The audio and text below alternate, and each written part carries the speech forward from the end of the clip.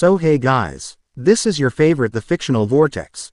So in this video, we will see what if Naruto became the legendary Shinigami and fall in love with Death Goddess. But before we start, remember to subscribe and like this video. Now let's start. In a town far away from Konoha, a ninja was sitting on a tree. His feet were dangling in the air as he watched a white-haired old man get pummeled by angry women.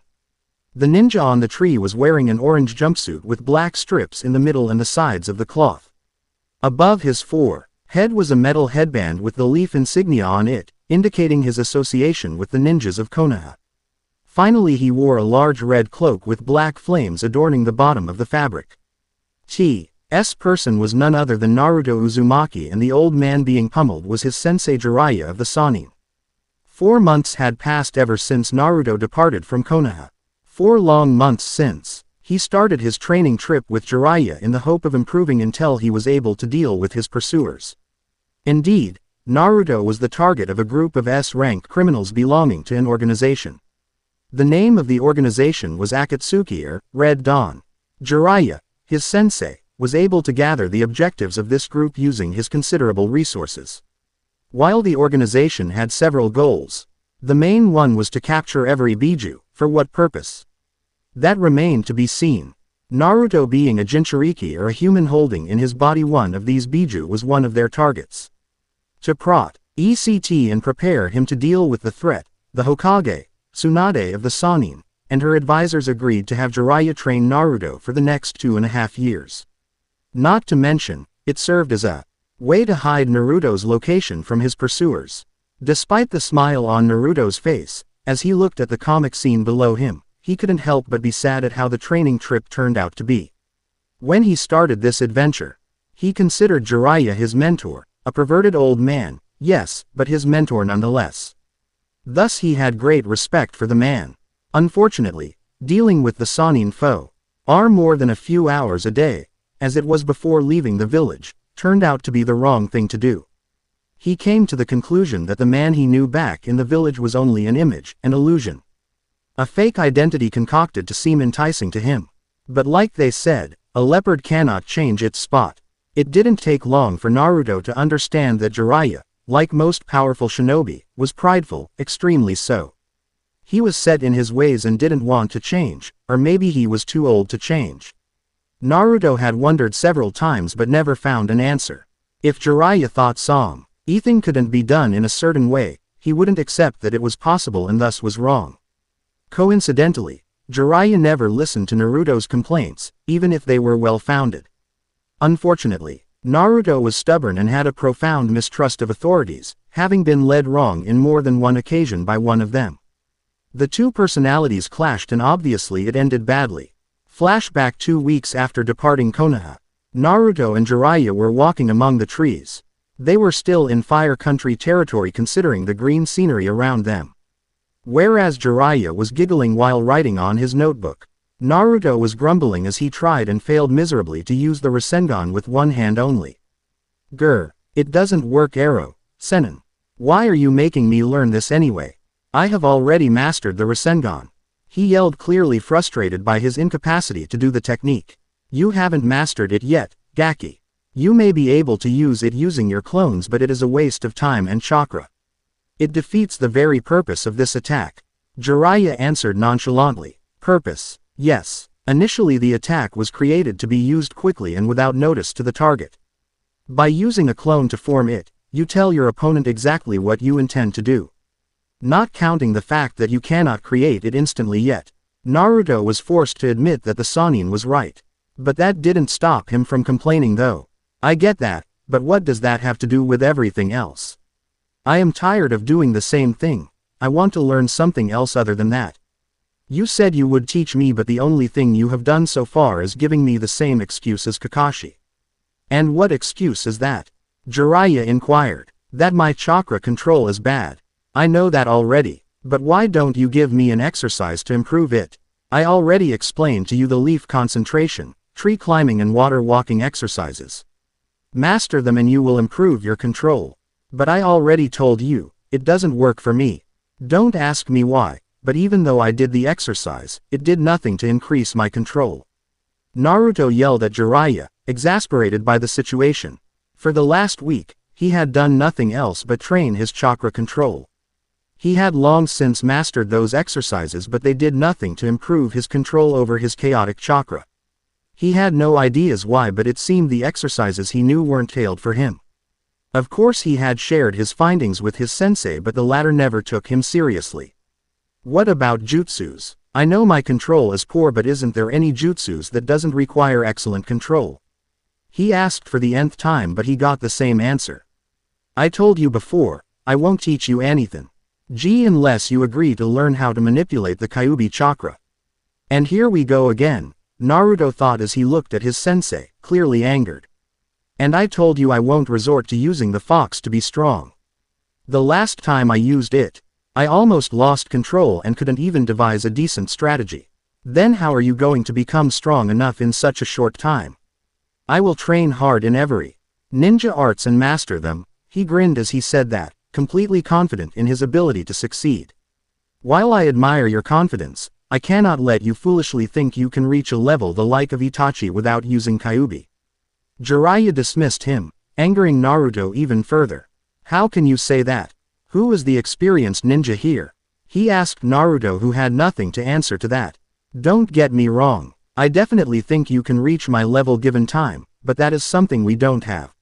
So until you change your mind about learning to control the beast inside you, I won't ask you anything other than helping you master what you already know.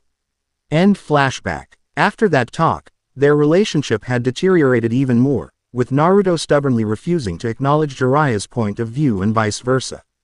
While Jiraiya kept peeping in every women's bathroom he found, Naruto desperately tried to learn something new. This was done using the little information he remembered from his time in the Ninja Academy. One thing was certain though, he would never rely on someone else's power, especially not the fox's. What Jiraiya didn't know was that Naruto disliked depending on someone. His whole life, he lived alone, fending for himself. Even the allowance given to him by the Sandaime was slowly being refunded by the missions he did upon becoming a ninja. He disliked owing to someone and did his best to always return whatever was given to him. To him, it was a matter of freedom and pride. Pride for being able to fend for himself and freedom by not owing anything to anyone. Of course there were exceptions, like everything he learned in the academy and what his sensei taught him. In his mind, it was his sensei's job to teach him something, so he didn't owe his sensei anything beyond what he deemed acceptable. In this case, learning a jutsu from his sensei was at the latter's discretion. The fact that Jiraiya refused to teach him a new jutsu wasn't really what bothered him. It was the blackmailing part about using the Kyuubi chakra that really angered him. So he vowed to become strong by himself, so strong that he would rub it on everyone's face, everyone that mocked him in his dream. And when people would wonder how he became this strong, he would be able to proudly say, by himself. With that in mind, the following week after his confrontation with Jiraiya, he tried his best to learn something from his memories. He used the 3 chakra control exercises he knew and relentlessly worked on it, even combined them, but his progresses were slow. Like he had found earlier on, it seemed he had so much chakra the exercises designed for normal ninja didn't work on him. When that didn't work, he went back to learning the Rasengan using only one hand. Despite his best efforts, he didn't succeed. It came to a point where he started doubting himself, wondering if his comrades were right and he was an idiot. What he didn't know was that the reason he couldn't master the Rasengan with one hand stemmed from the seal on his stomach. Because the seal was designed to randomly mix his chakra with the fox's to further increase his reserves, he unconsciously to take into account the constant shifting of his chakra supply, not including everything else he had to do in order to generate an orb of chakra. Frankly speaking, if he were on the same conditions as Jiraiya, chakra-wise, the focus he was currently using to create the Rasengan in one hand would be enough to create a dozen orbs all over his body. That is just how much harder he had to work compared to other ninjas. Stubborn as he was, he didn't give up. Even when Jiraiya sarcastically made some comments about his lack of progress, he didn't give up. Instead, he recalled a lesson given in the academy mentioning that all Hokage had special skills that set them apart from the common ninjas. The Shodaime had his wood-style techniques, the Nadaime had his extreme control over water-style techniques. The Sandaime had a mastery over every non-bloodline related techniques in Konoha, and finally the Yondaime had his teleportation technique. With that in mind, and knowing he was going nowhere, trying to follow the same path as countless other shinobis before him, he decided to find something that set him apart. But what? That was the next question he faced. In the end he decided to follow his instincts and do something completely out of character for him. He meditated. Shocking indeed, as he was never someone to sit idly like that. The goal of this exercise was to better understand himself in the hope of finding something about him that set him apart. For 1 week straight, he just sat there, his eyes closed, focusing inward and ignoring everything happening around him. Of course he did it only when Jiraiya went out to peep as usual. By the end of the week, he finally reached his goal and succinctly made a discovery that would reshape the world, as it was known. While meditating, he felt a sensation of falling deeper and deeper inside his mind. The descent lasted for a while. He didn't know how long it lasted, but to him it felt like several days passed, as he felt deeper in the abyss of his mind. Finally he saw a bright light at the end of the tunnel. At first he panicked, wondering how he would survive a fall like that, but he quickly calmed himself when he felt himself slow down to a halt just above the ground. As he looked around and observed his surrounding, he marveled at the beauty of the place. In front of him, he could see 2 lakes. On his left was a lake larger than the right one. It was brown-colored and seemed viscous. On his right was another smaller gray lake. The liquid inside it seemed so fluid he had the distinct impression that it was almost gaseous. He had never seen such substance before and wondered what it was. Still, he looked beyond the 2 lakes and found another one in front of the 2. He flew until he stood above it and analyzed it. This one seemed extremely larger and was a mix of the 2 lakes behind him. The liquid in it was blue this time. As if it wasn't enough, he also saw what looked like a pipe that went up in the sky. He could see a red liquid randomly dropping in the lake and increasing its size. The sight of the red liquid was all he needed to understand what each of the lake represented. No way. The blue lake is my chakra formed by my physical and spiritual energy. The red liquid must be the Kyuubi chakra. He had thought at the time. Still following his instincts, he flew over the gray lake, which he knew represented his spiritual energy. As if possessed, he dived in the lake, completely submerging himself. He enjoyed the feeling of being covered by this liquid. It was calm and appeasing to him. He didn't know how to describe it. He only knew that he never wanted to be separated from this energy. Days after days, he went back to that place and relished the feeling of being covered by the substance. It came to a point where he wanted to feel the energy even outside his body. To do so, he tried with all his might to unlock his spiritual energy in the real world. Obviously he didn't succeed on the first try, but he never gave up. It took him another week to finally grasp the newly discovered energy and learn how to call on it in the real world. That day he was so overjoyed with his success that he even dismissed his last argument with his sensei. With his newfound ability to use spiritual energy, his hopes went up again as he knew that the energy was not only unknown but was surely unique to him alone. Like every Hokage before him, he was drawing his own path to success with his own special skills, never mind his, as of yet, lack of understanding of the energy. His discovery made, he went about analyzing the spiritual energy and comparing it to his chakra. By the end of his study, he found out that spiritual energy was extremely more malleable than chakra, and thus he found himself easily controlling the energy. Not knowing how to train it, he used chakra control exercises as a basis. That is how he discovered the first ability granted to him by spiritual energy, air walking. Indeed, he discovered that he could easily create a platform under his feet to walk on air. This simple discovery only served to galvanize him into learning more about it. Of course he took great care in hiding his newfound ability from Jiraiya, always training in secret. The training kept going like that until 4 months had passed since Naruto's departure from Konoha. Naruto's musing was interrupted when he felt Jiraiya's spiritual energy materialize behind him. Lately he had been able to sense his surrounding by looking for any spiritual energy. The fact that no one, to his knowledge, knew how to manipulate spiritual energy Thus hide its presence allowed him to detect ninjas the like of Jiraiya even when the latter tried actively to hide himself. Of course he never mentioned that to the Toad Sannin, much to his ire. I see you received your beat down as always. When will you learn? Naruto asked to his sensei without turning around to look at him. Jiraiya growled as he was on. CE again detected despite hiding his chakra signature. How the hell do you do that, Gaki? You are the experienced ninja, figure it yourself. Jiraiya scowled as Naruto used his own words against him.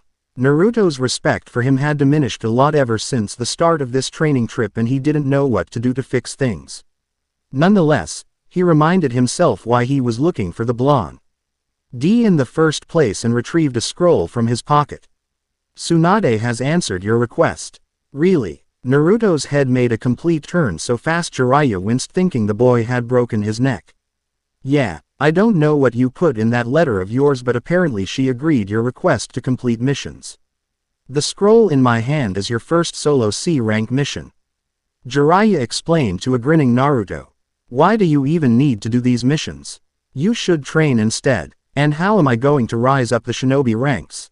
While I can't participate in a Chunin exams for obvious reason, that doesn't mean I can't perform missions to get a field promotion. So that was your goal all along. You think you are up for 10C rank and 1B rank mission to become a Chunin? Jiraiya smirked as he taunted his young charge, who surprisingly grinned back, his eyes closed and his face exuding his confidence. You will just have to wait and see, won't you? Naruto stood on the branch before taking the scroll from Jiraiya's outstretched arm. In any event, completing this missions will not only provide me the necessary experience but will go a long way to show how far I can go without your help. The last part was said looking directly in Jiraiya's eyes. Naruto's challenging look was a reminder to Jiraiya that the boy was becoming more secretive as the days went by. He tried but failed to spy on his pupil, trying to see what the boy was up to. After all, 4 months had passed since the start of the training trip and he couldn't afford to waste even more of it. He had to find a way to convince the boy. But so far, his endeavors were rebuffed quite vehemently. While he was deep in thoughts, Naruto was going over the mission details. After finishing his reading, he grinned. His mission was to destroy a mercenary camp that harassed a village not far away. This is a chance to kick some ass, Naruto thought as he looked back at his sensei. I am moving out to complete the mission arrow, Senin. Naruto yelled before tree-hopping toward the area the scroll mentioned the mercenaries stayed at. Behind him, Jiraiya shrugged as he went back to his hobby, peeping. Naruto NTLY moved through the foliage for half an hour before he reached the spot indicated. The first thing he noticed was the camp below him that was positioned in a circular fashion. He could see several guards standing at several entry points. In the middle of the camp stood a large tent, larger than the others. This led him to conclude that it belonged to the leader of the group. His observation done, he grinned. They won't know what hit them. He smiled predatorily as his fingers formed a cross-shaped hand seals. A muttered Cage Bunshin later and 3 clones appeared beside him. Okay everyone, I want you to attack the camp from each cardinal point. A surprise attack will work better than charging head-on, the original said as the clones nodded before departing. He waited until his clones were ready before charging the guards. The 2 mercenaries standing in front of the camp never knew what hit them as they saw a blur before the first one was smashed on the ground. The other saw the BLOND with his hand still extended and ran at him to avenge his comrade when a finger was pointed in his direction. Hado 1. Show. A kinetic force slammed on the guard's stomach, before he was sent spiraling toward the foliage. Naruto looked at his handiwork with a smile. You gotta love Kido. First time I used it on someone ever since I created it. His smile vanished though when he heard explosion, coming from the other side of the encampment and focused back on his mission. As expected, mercenaries poured out of the tents after hearing the explosion.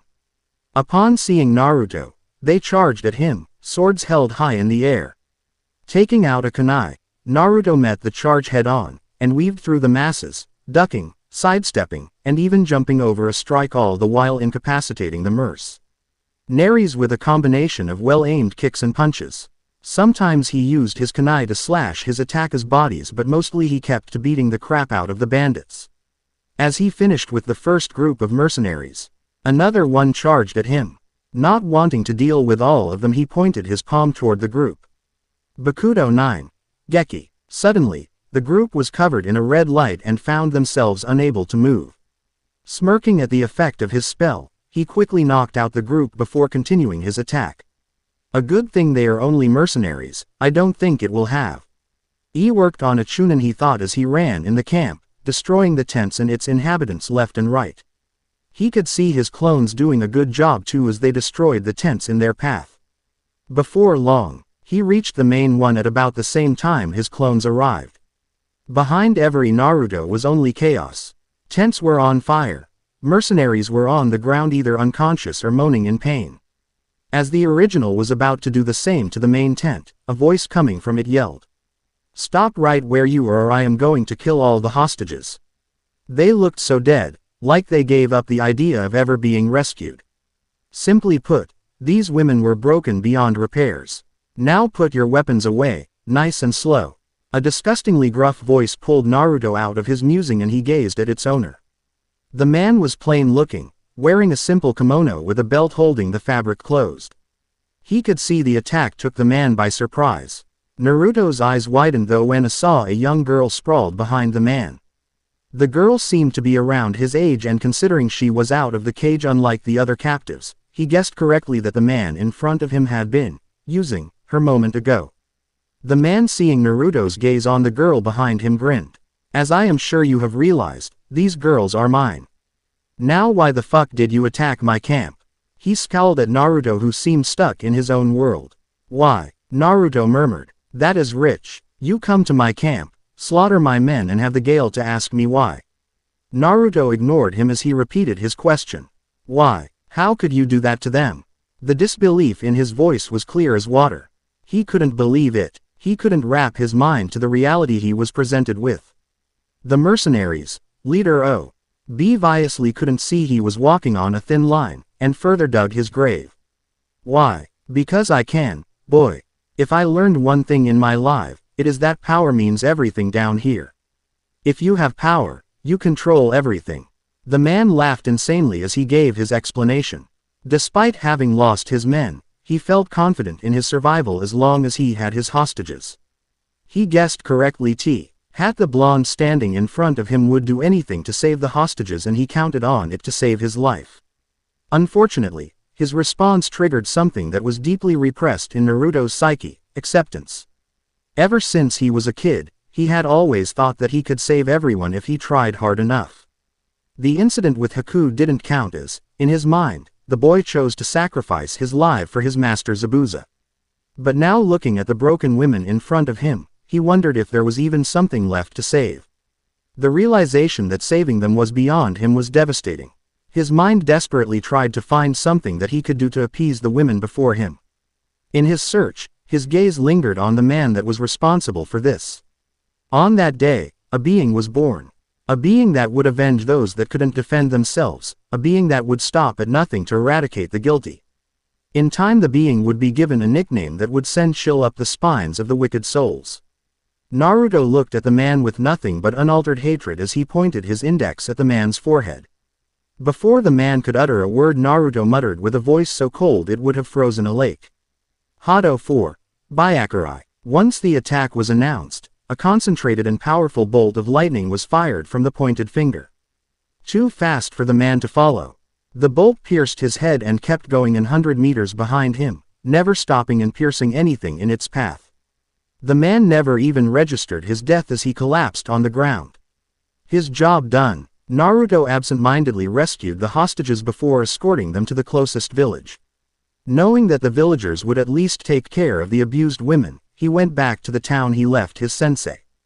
No one ever knew it, but on that day the being nicknamed Shinigami was born. The trip back to the village he left Jiraiya was done silently as Naruto contemplated his actions. Now that he was thinking clearly, without adrenaline pumping through his veins, he had his mind filled with his last action. He had executed a man with extreme prejudice. Such thing wasn't easily forgotten. He had killed before, that much was a given with his job. But it always happened in the heat of combat. He had never deliberately killed someone and never out of hate. What was surprising though, was his lack of feeling on the matter. He was more focused on the women that had their lives destroyed by the actions of the mercenaries. It was difficult for someone who had always tried to find good in people to understand just how far human beings were willing to go to satisfy their urges. Before long, he reached the camp Jiraiya and he built. It was outside town for security reasons.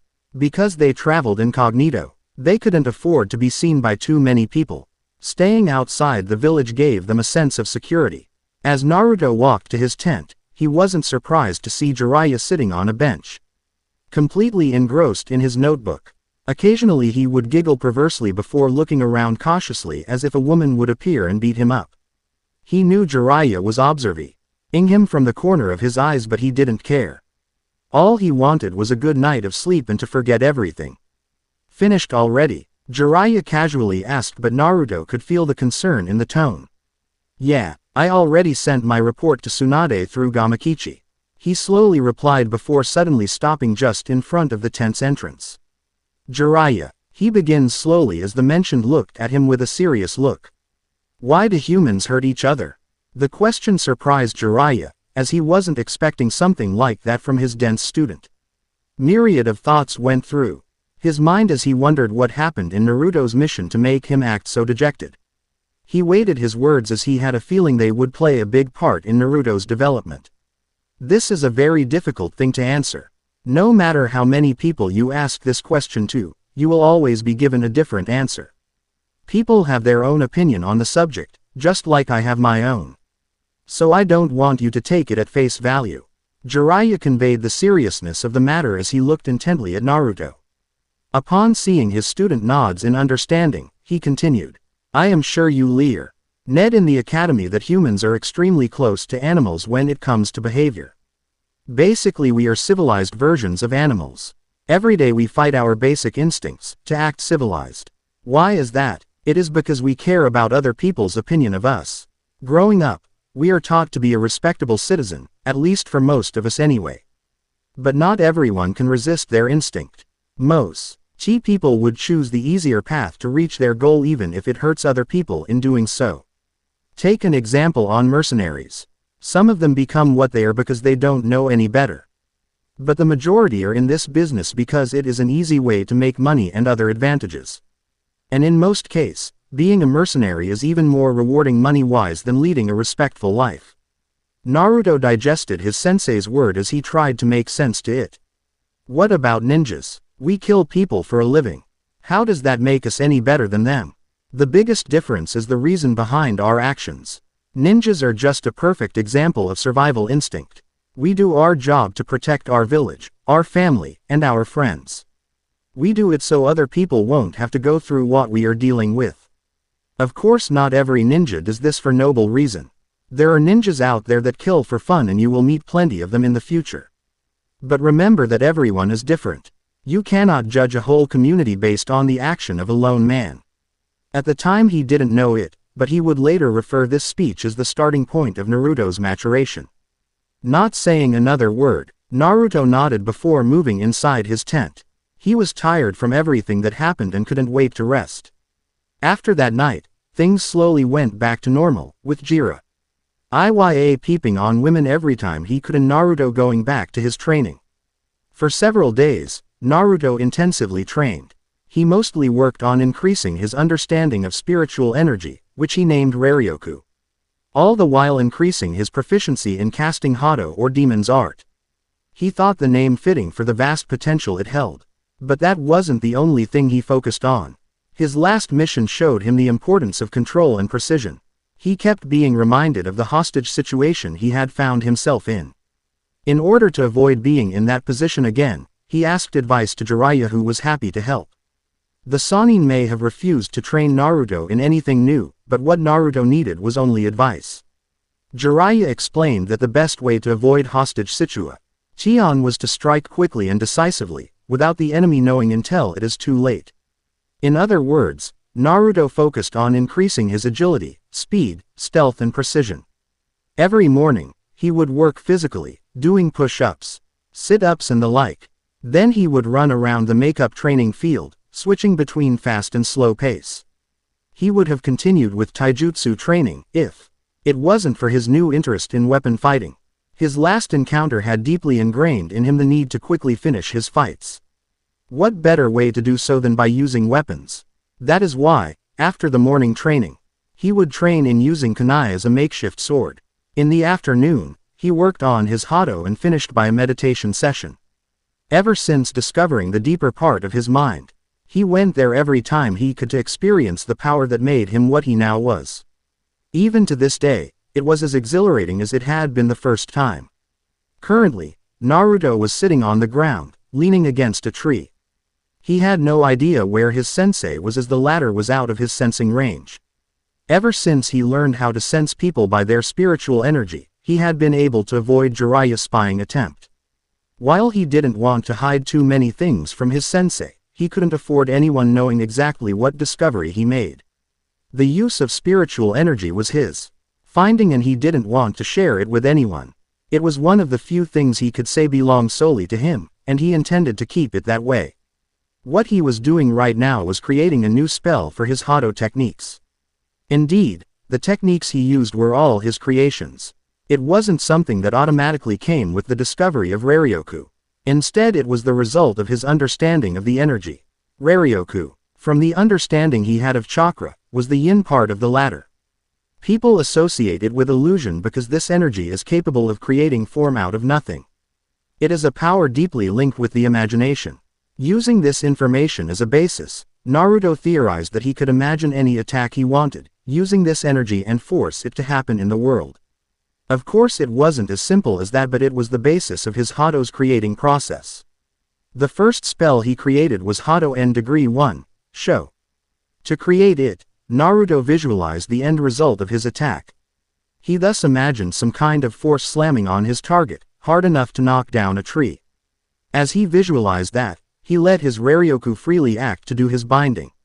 The energy responded to his wish and knocked down the tree.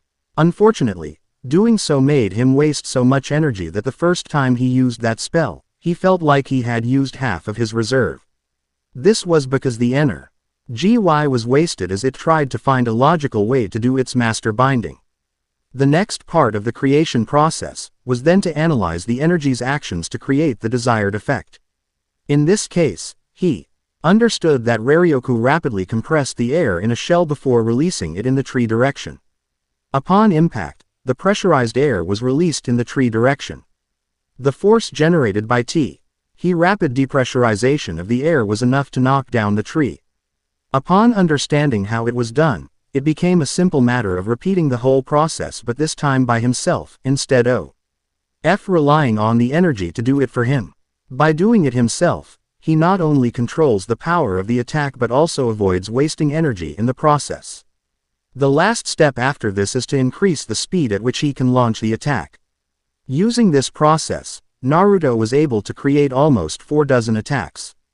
The number he attributed to his attacks weren't representative to their power. Rather, it represented their order of creation. Right now though, he was trying to create a large area attack. Having thoroughly pondered on the results he wanted from the attack, he rose from the ground and slowly walked toward the small pond in the center of the field.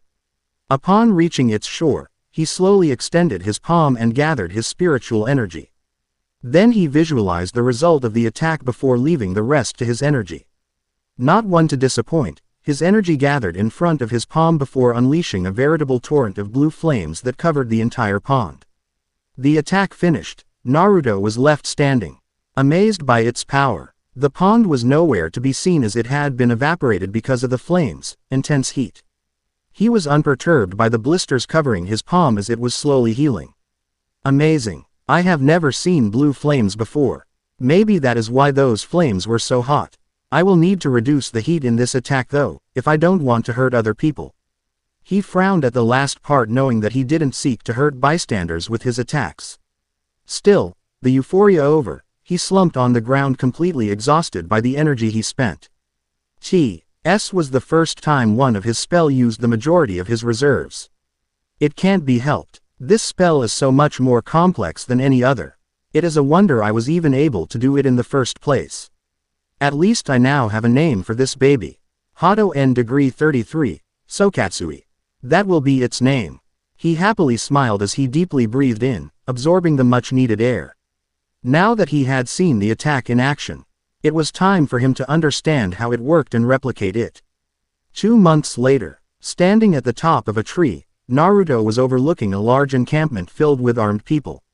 The they moved and arrogantly laughed gave away their occupation as mercenaries to him.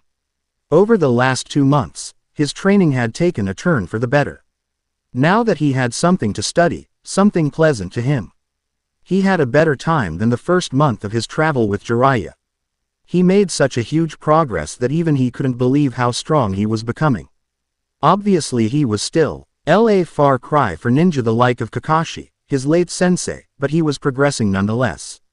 Another change that occurred in him was his mentality. While before, he enjoyed showing off in battle and goofing around even if the situation was dire, he now kept a calm and stoic look during battle. Outside battle though he stayed the same smiling boy he was. He had done several C-rank missions in last 2 months and he was on his last one before he would be able to take on B-rank missions. Thus one mission short to rise up the rank and become a chunin. This mission though, wasn't like any other before. The camp he was observing was one that housed the famous Kuroshinshi group of mercenaries. They liked to think of themselves as black-clothed gentlemen. The group was famous for their black clothes and their gentleman-like attitude. They never lifted a hand on women or children and focused instead on men. Though that didn't mean they did nothing to the women and children. What they did could be considered worse as they instead enslaved them or sold them to the black market. The group was extremely well organized and bribed several officials to keep their activities under the radar. They would have stayed unnoticed if it wasn't for their last stunt. They had attacked a village that held a close relationship with the local daimyo. The man wasn't about to let it slide and hired Konoha ninjas to dispose of the group. That is where Naruto came in. He had received the mission details a week ago and had then started the process of dismantling the group, which was no easy task. The reach of the organization was very deep, so he couldn't just destroy them by killing the mercenaries. The heads of the group would simply hire other mercenaries to begin anew. So for the last week, he had blindsided the organization by either killing or setting up their officials. A little interrogation on each of them and they quickly sold their companions. By the end of the week, the reach of the organization was limited to the encampment he was currently observing. Disposing of the mercenaries would be the last part of his mission. "It is show time," he muttered as he slowly crept toward the standing guards. The foliage served to hide him from the 3 guards as he stopped at the edge of the forest. Stealth was of the essence here, as he didn't want to face hundreds of mercenaries. A quickly thrown stone was enough to distract the guards for him to appear behind them and slam 2 kunai in the neck of the first 2 guards. Before the last one could understand what was going on, a shuriken was lodged in his forehead. Unlike before, he didn't create any clones as he chose to preserve his reserves. Thanks to his Raryoku sensing, he had detected a particularly powerful one in the camp. Obviously he would fight that person soon, so he wanted to have all the advantages he could get.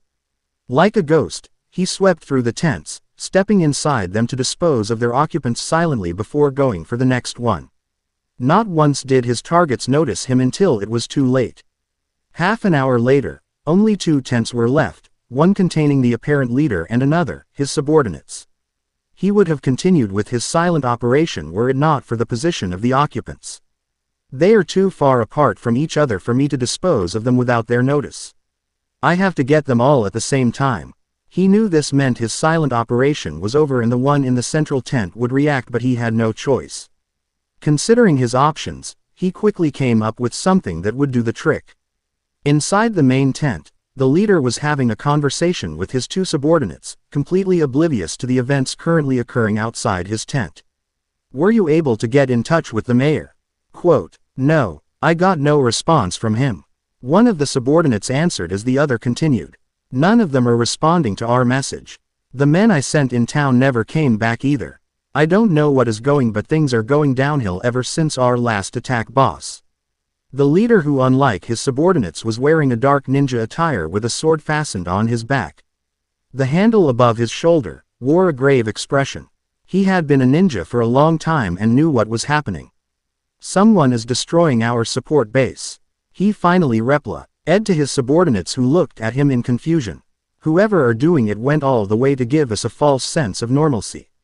Meanwhile they are disposing of our people.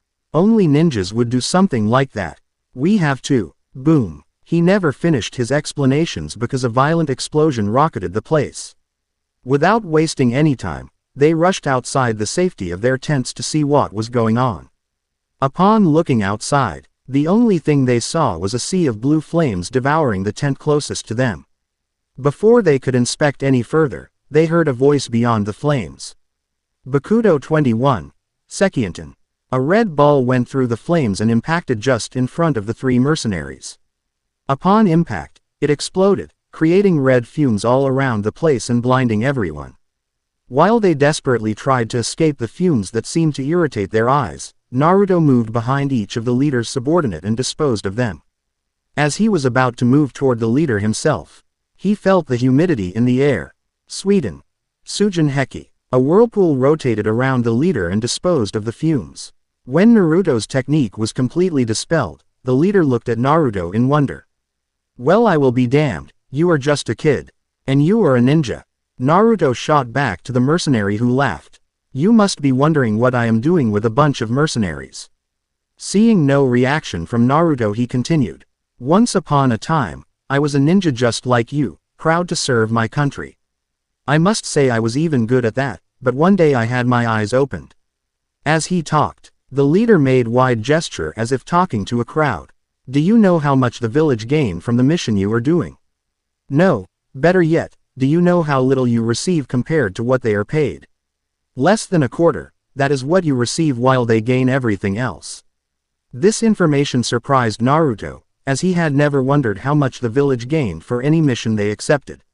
Still, he wasn't about to think of such thing during the mission, so he stayed impassive and listened to the obvious missing nin.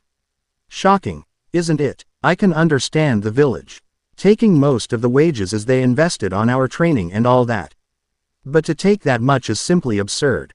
So I decided to work for myself and become a missing nin. Quickly though, I learned Ju Chi how hard the life of a missing nin was, until I had the idea to gather mercenaries and led them." Suddenly, shurikens flew at him, fast. While surprised by this, the missing nin still reacted fast. Enough to draw his sword and counter most of the flying weapons. The assault over, he looked at his opponent only to find him missing. He made a 180-degree turn and parried a kunai strike from Naruto, in a nick of time. Using his sword superiority, he pushed Naruto back and with a downward swing, he slashed his opponent. Naruto recovered quickly enough to block the swing with his kunai held in reverse position. "Feisty one, aren't you?" The missing nin joked to an obviously struggling Naruto. "You talk too much," the latter replied before smirking. His opponent seeing this was alarmed and searched for anything amiss. But before he could find it, another Naruto appeared behind him and planted a kunai in his back. He grunted in pain as he wondered when Naruto made a clone. When he managed to utter to Naruto, who looked impassively at him, "Unlike you, I don't waste time in explaining myself." Naruto replied before nodding to the clone behind the missing nin. The clone, understanding his order, forcibly removed the kunai from the leader's back and proceeded to plant it in his head. "A good thing you didn't reveal your secret just yet. Unfortunately, it is too late for you." Naruto could only gap in shock seeing someone talking despite having a kunai lodged in their brain. Still, he had enough sense to focus on his opponent's words and started wondering what he meant by that and why he still could talk with a kunai in his head. He only had time to widen his eye before a violent explosion rocketed the place. Once the smoke of the explosion settled down, the missing nin could be seen standing at the same place, without any wounds whatsoever. He searched the area, looking for the remains of his opponent but found none. "I may talk too much, but that doesn't mean I give away any important information. You should never have messed with me, boy. Now it is too late to learn the lesson." His monologue over, he looked at the tent surrounding him, wondering why no one had come yet. With the mayhem this fight had caused. About 50 meters away, Naruto was crouched and hiding behind a tent. He was sporting several burns on his arms and face but nothing major. "Goo. D thing I had that clone stationed to observe the fight." Indeed, at the last second, he was able to pull off a replacement with his clone, but he still got wounded. But how did he survive? I made S. You were to hit his vital area, so he shouldn't have been able to survive. There were no clones of his around, I made sure of that. And I definitively wounded him, so how? His mind was in turmoil as he wondered what happened. Just to be on the safe side, he once again used his Raryoku sensing ability to scan the area. He easily detected his opponent walking around the tent. It was when he was about to stop his sensing that he noticed a blurry spiritual energy. Focusing on it, he sensed, to his surprise, 4 distinct spiritual energies. Those persons were deep underground and didn't seem to be moving, although they were still alive. I couldn't sense them because they were deep underground. But still, that doesn't answer my question, how did he survive? Not wanting to risk himself again until he knew what was going on, he created several clones and sent them after his target, while he stayed put and used his sensing ability to observe the battle. Meanwhile, the leader of the mercenaries, or what was left of them, was walking around his camp, enraged beyond reason. So far, he had visited 4 tents and only found dead bodies inside. How did that boy kill all of my men without my knowledge? They were weak but not enough to be caught so off guard. He growled inside his mind. It was ironic for him to say that when he himself had been caught off guard not long ago by the same boy. Frustrated, he got out of the tent he was in and walked toward another one. Click. He heard the telling of a string getting cut.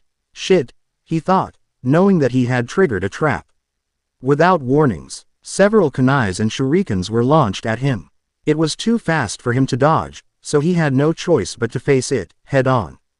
With dexterity worthy of his advanced level, he used a kunai in one hand and his sword on the other to parry every weapon he could. The few he missed made non-lethal wounds and were promptly ignored. Still, the attacks didn't stop and were even intensified when several paper bombs were mixed with the weapons. By the time he realized it, he sacrificed his sword in favor of moving through hand seals for a kawarimi. A yellow energy rope moved around his hands and entangled them, preventing his escape. He only had time to look at a grinning Naruto who held the yellow rope in his hand before everything went south. Boom! A series of explosions reverberated through the area and consumed the missing nin, leaving no chance for him to escape again. Not far away, Naruto paid close attention to the area as he observed the whole place under his sensing ability. That was how he noticed, to his shock, the missing nin Raryoku disappears for a moment, signifying his death, before reappearing again, as good as new. Though at the same time, one of the unknown Raryoku, hidden underground, disappeared. Could it be? But how? How could that be? He wondered, shocked by this turn of events. He could deal with someone who liked to hear his voice, but this was something else. If his theory was correct, then there existed a link between his target and the people hiding underground, a link that allowed his target to stay alive by stealing those people's life. Knowing what he had to do, he immediately went after the ones hiding underground to dispose of them, while his clones dealt with the missing nin. Meanwhile, the leader was beyond aggravated now. By 2 times, he had received a mortal blow, and by 2 times he had to use his trump card. And all of this because of a preteen who wanted to play hero. He had no idea who the fuck the kid was or from what village he hailed, but one thing for sure. He would smack him all the way to the moon before killing him. He didn't wait for the smoke to settle down and retrieved his sword on the ground. Then he made an horizontal slash after channeling chakra on his sword.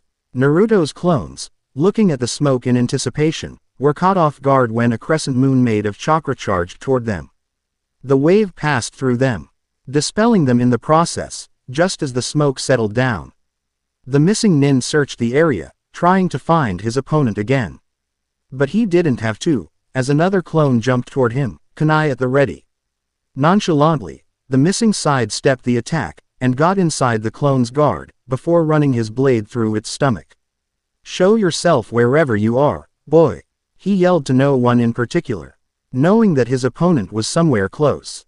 Unfortunately, his call didn't have any effects as weapons of all kinds flew toward him. Even stones were thrown at him. The missing nin gritted his teeth as he was forced to stay put. Also, The constant change in the origins of the throne made it impossible for him to determine where Naruto was. Still he wasn't deterred, and instead focused his chakra on his sword again. Using a lapse of time between the flying weapons, he was able to make 360-degree swing, releasing another wave of chakra that flew around him. The attack was devastating as it destroyed most of the tents in the surrounding area.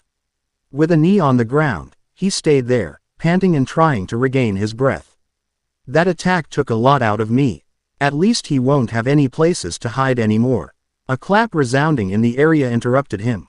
He looked up to see Naruto staring at him, his face devoid of any emotions.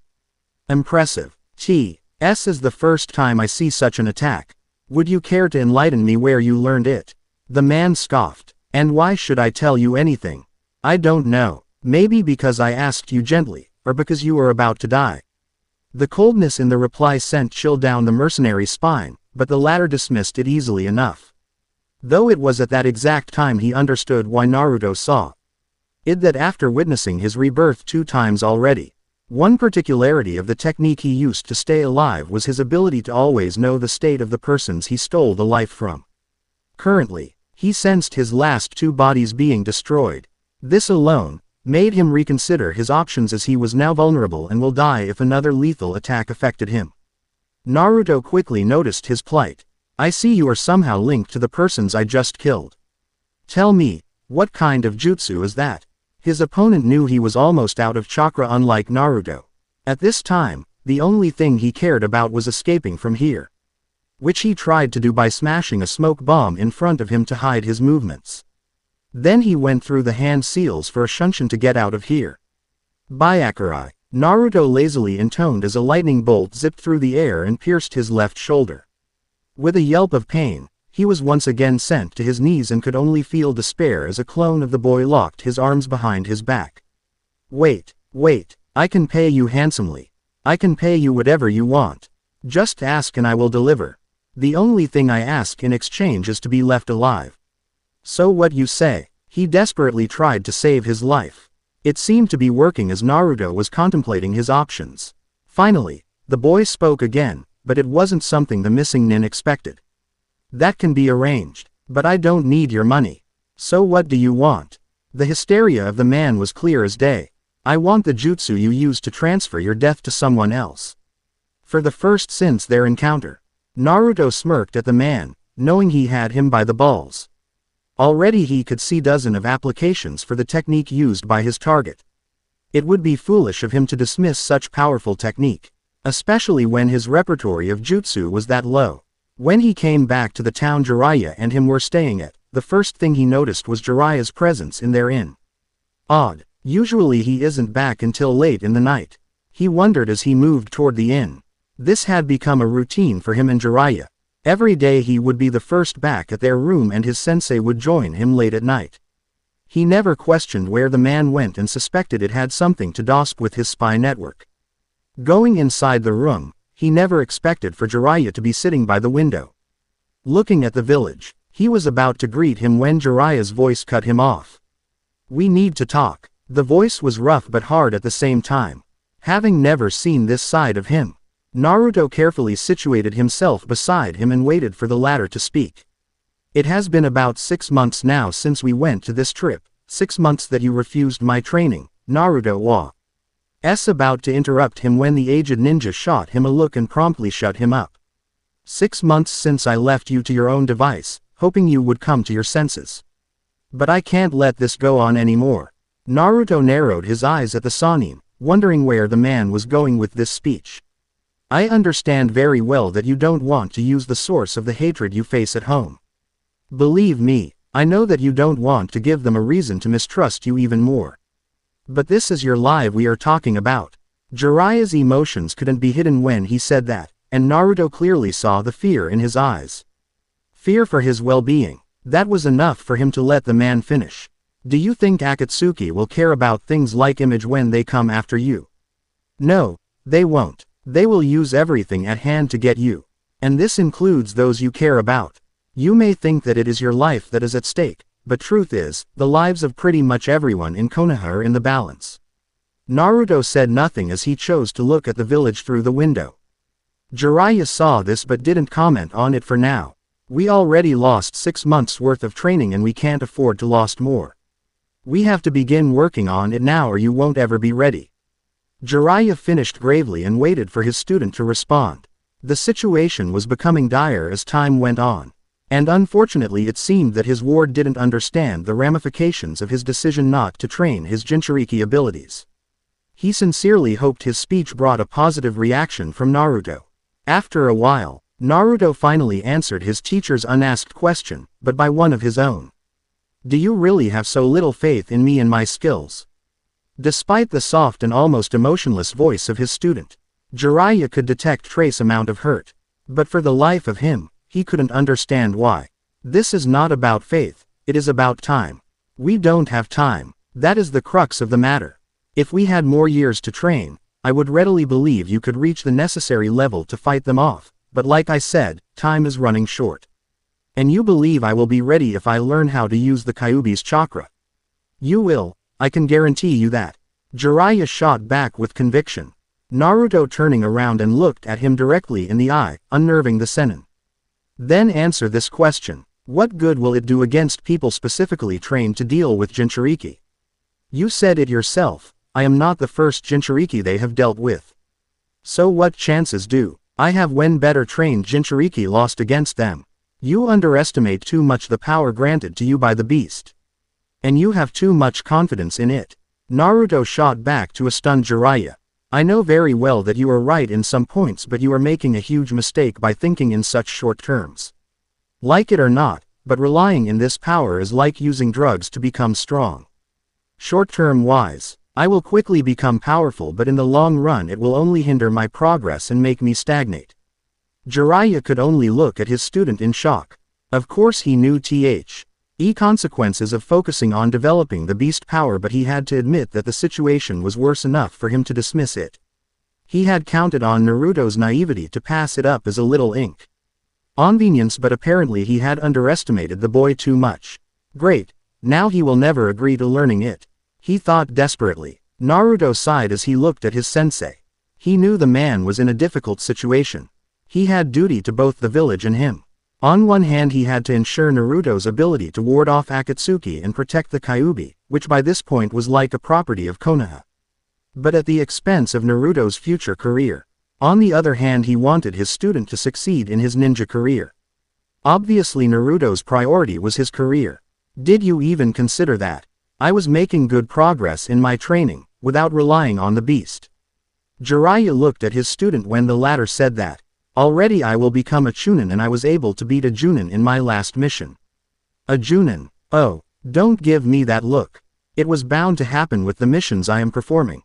Naruto rummaged through his clothes and took out a worn-out edition of the bingo book before passing it to Jiraiya. Here, take this and look at this page. That is the one I dealt with. Jiraiya executed himself and read the information about the supposed missing nin Naruto dealt with. What he saw was shocking to say the least. Leader of a mercenaries group, High Chunin before leaving his village, rumored to be Junin now. No need to say that he was stunned. He never paid attention to the mission Naruto did, happy to know that they were low one with little risks whatsoever. But he had half a mind to go back to all the reports Naruto sent back and read it for more information. Just how strong have you become this past months? He uttered in complete disbelief. To be able to deal with such group, he need to be High Chunin at least. How did I miss that? For other ninjas, this rate of improvement wasn't much, but that wasn't counting the fact that Naruto was below average in almost every area except in ninjutsu. And even then, he only overwhelmed his opponent with clones and the Rasengan. But to do all the missions he was assigned to would require stealth and careful planning. This means he had greatly improved in everything else at a rate that was unheard of. But he had to be sure, so he waited for Naruto's reply. To be fair, I don't know myself. I like to think that I am making progress, and with my rate of improvement, I will be ready for Akatsuki by the time we finish our training trip. That I can assure you. Seeing Jiraiya's unsatisfied face, he sighed. Okay, let's make a deal. You want to be sure that I am ready for what is ahead, fine. Every 6 months, we will engage in a spar where I will go all out and you will be able to gauge my progress. This way, You will be able to step in if I am stagnating, deal? Jiraiya contemplated Naruto's offer with apprehension. This solved both issue of Akatsuki and Naruto's career. Okay, I will give it a shot. But make no mistake, if I feel you aren't going anywhere, the deal is off. He looked at his student with a grave expression. The boy nodded, understanding where his sensei was coming from. After shaking hands to seal the deal, Naruto smirked before asking a question that would have severe impact on the shinobi world. Did you ever wonder what would happen if there was no tailed beast for Akatsuki or anyone to hunt down? 2 years after the start of the training trip, the elemental countries have always been home to impressive, somewhat mystic sights. This day was no different. At the edge of a clearing stood 2 persons, ninjas to be exact. The clearing was surrounded by a green scenery made of trees and short grass. Yet, it seemed to be repulsed by the clearing, barring any path for anything other than short grass. The first of the 2 ninjas was a woman of medium height. She had a delicate figure and harbored the strangest of hair color, blue. A plain white flower seemed stuck on the side of her hairs. Lastly, she wore a large black cloak with red clouds trimmed on the fabric. She looked intently at the second ninja whose backside was facing her. Weird was the appropriate word to describe the second ninja. Like the woman, this one, obviously male, also sported a black cloak with red clouds. Though that is where the similarities ended. His hair color was a vibrant orange and an aim headband held his hairs in place. He also had several black piercings upon his face. His metallic gray eyes held concentric rings surrounding the pupils. The 2 ninjas stood in front of a structure they'd never seen before, and considering their experience in this world, that was saying something. The structure resembled a large cube and seemed to stretch so far away it wholly covered the clearing. Made of a yellow-like energy, it concealed whatever was inside it, only Alolan. The curious to see the yellow wall of the cube, but not beyond. The woman observed her companion's analysis of the barrier. Obviously it is a barrier to prevent anyone from interfering with whatever is happening inside. The orange-haired man, his eyes gazing intently at the structure, appeared more confused than anything. And that was a strange sight to her. Usually, nothing seems to escape his grasp with those eyes of his. I wonder, she thought while gazing at his back. Anything, she finally asked the man. Nothing conclusive. Whatever that thing is, the energy it uses is out of my grasp. Familiar, yet foreign at the same time. He tentatively tried to explain, but a simple look at the woman and he knew she understood nothing. Can you break it? With but a look, the woman knew he couldn't. This was shocking to her. Yet she only raised a curious eyebrow. The man's gaze seemed to shift to the side, which prompted her to follow suit. Not a second later, 2 large Venus fly traps dramatically rose from the ground. At first sight, it looked like a human body was caught within the fly trap, but upon careful observations, the protuberance looked melted to the body and acted like an extension. Once again, the sight didn't seem to bother the 2. Instead they seemed bored by it. Conan, Pain, the newly arrived man called. Zetsu, Conan replied, holding his gaze for a few seconds. Before shifting it back to the barrier in front of her. Pain didn't do the same. Instead he blatantly looked at Zetsu. The gaze was so intense it seemed to be peering at the man's soul. The latter could only look back in apprehension. I wonder what you see with those eyes of yours. He never voiced that thought. Finally Pain stopped staring and concentrated on the barrier again. I see you have finally arrived. Zetsu continued, shifting his gaze to Conan. Unfortunately, as you can see, it's too late, he continued but was interrupted. What exactly is that barrier? Conan had shifted her sight back to him again. Your guess is as good as mine. When I reached this place, the target was resting in the clearing. After I contacted you to pass on the information, I waited for your arrival. Then he came and sealed the clearing with the target inside. Pain's gaze abruptly shifted back to him, his emotionless face conveying nothing. This is his work. Yes, it happened so fast I had no time to react or do anything. One moment, I was observing the target, next the only thing I can see is this barrier. Conan skeptically looked at him. Are you implying what I think? That Shinigami is responsible for this? Her voice was hard as she questioned Zetsu. Not many people dress in complete black and a white mask with a skull etched on it these days, at least not with a short sword on their back. So I stand by my words. It is Shinigami. Conan didn't comment on that, and instead looked at Pain with worry etched on her face. She knew just how much Shinigami, that monster, affected her companion. Their last encounter has been nothing but tortuous to him. Pain almost raised Takigakure to the ground if it wasn't for Toba's untimely intervention. She looked at him, fearing the worst. And she had been right to fear. Without warning, a violent shockwave rippled through the barrier after Pain uttered the words Shinra Tensei. The barrier seemed to contract on itself for a while, as if it would break. Then, like a roaring animal, the shockwave was sent back at the attacker. What the? Zetsu didn't finish his words and quickly fused back with the ground, escaping the dangerous repulsive power. Pain looked in shock as his attack was sent back at him. Only 2 seconds have passed, I can't use that attack again. He dug his feet in the ground and took the hit head on, while Nan's body was scattered in thousands of folded papers. A few moments later, the attack was over. Zetsu rose back from the ground and observed the area. As expected, a good chunk of the forest behind them was reduced to splintered woods. What power, he thought before looking at the still-standing Pain. While obviously affected by the attack, somehow, he had survived it wholly. He was about to lose for Conan when a storm of paper quickly reformed her body. She looked at Pain, just as surprised as Zetsu was, to see him still standing. She'd have commented on it if the barrier in front of them didn't abruptly vanish. Acting as one, the 3 ninjas rushed through the clearing looking for their target. They found no one there. Stopping at its center, they checked their surroundings, tried to sense any chakra residue. Looked for a trail left behind.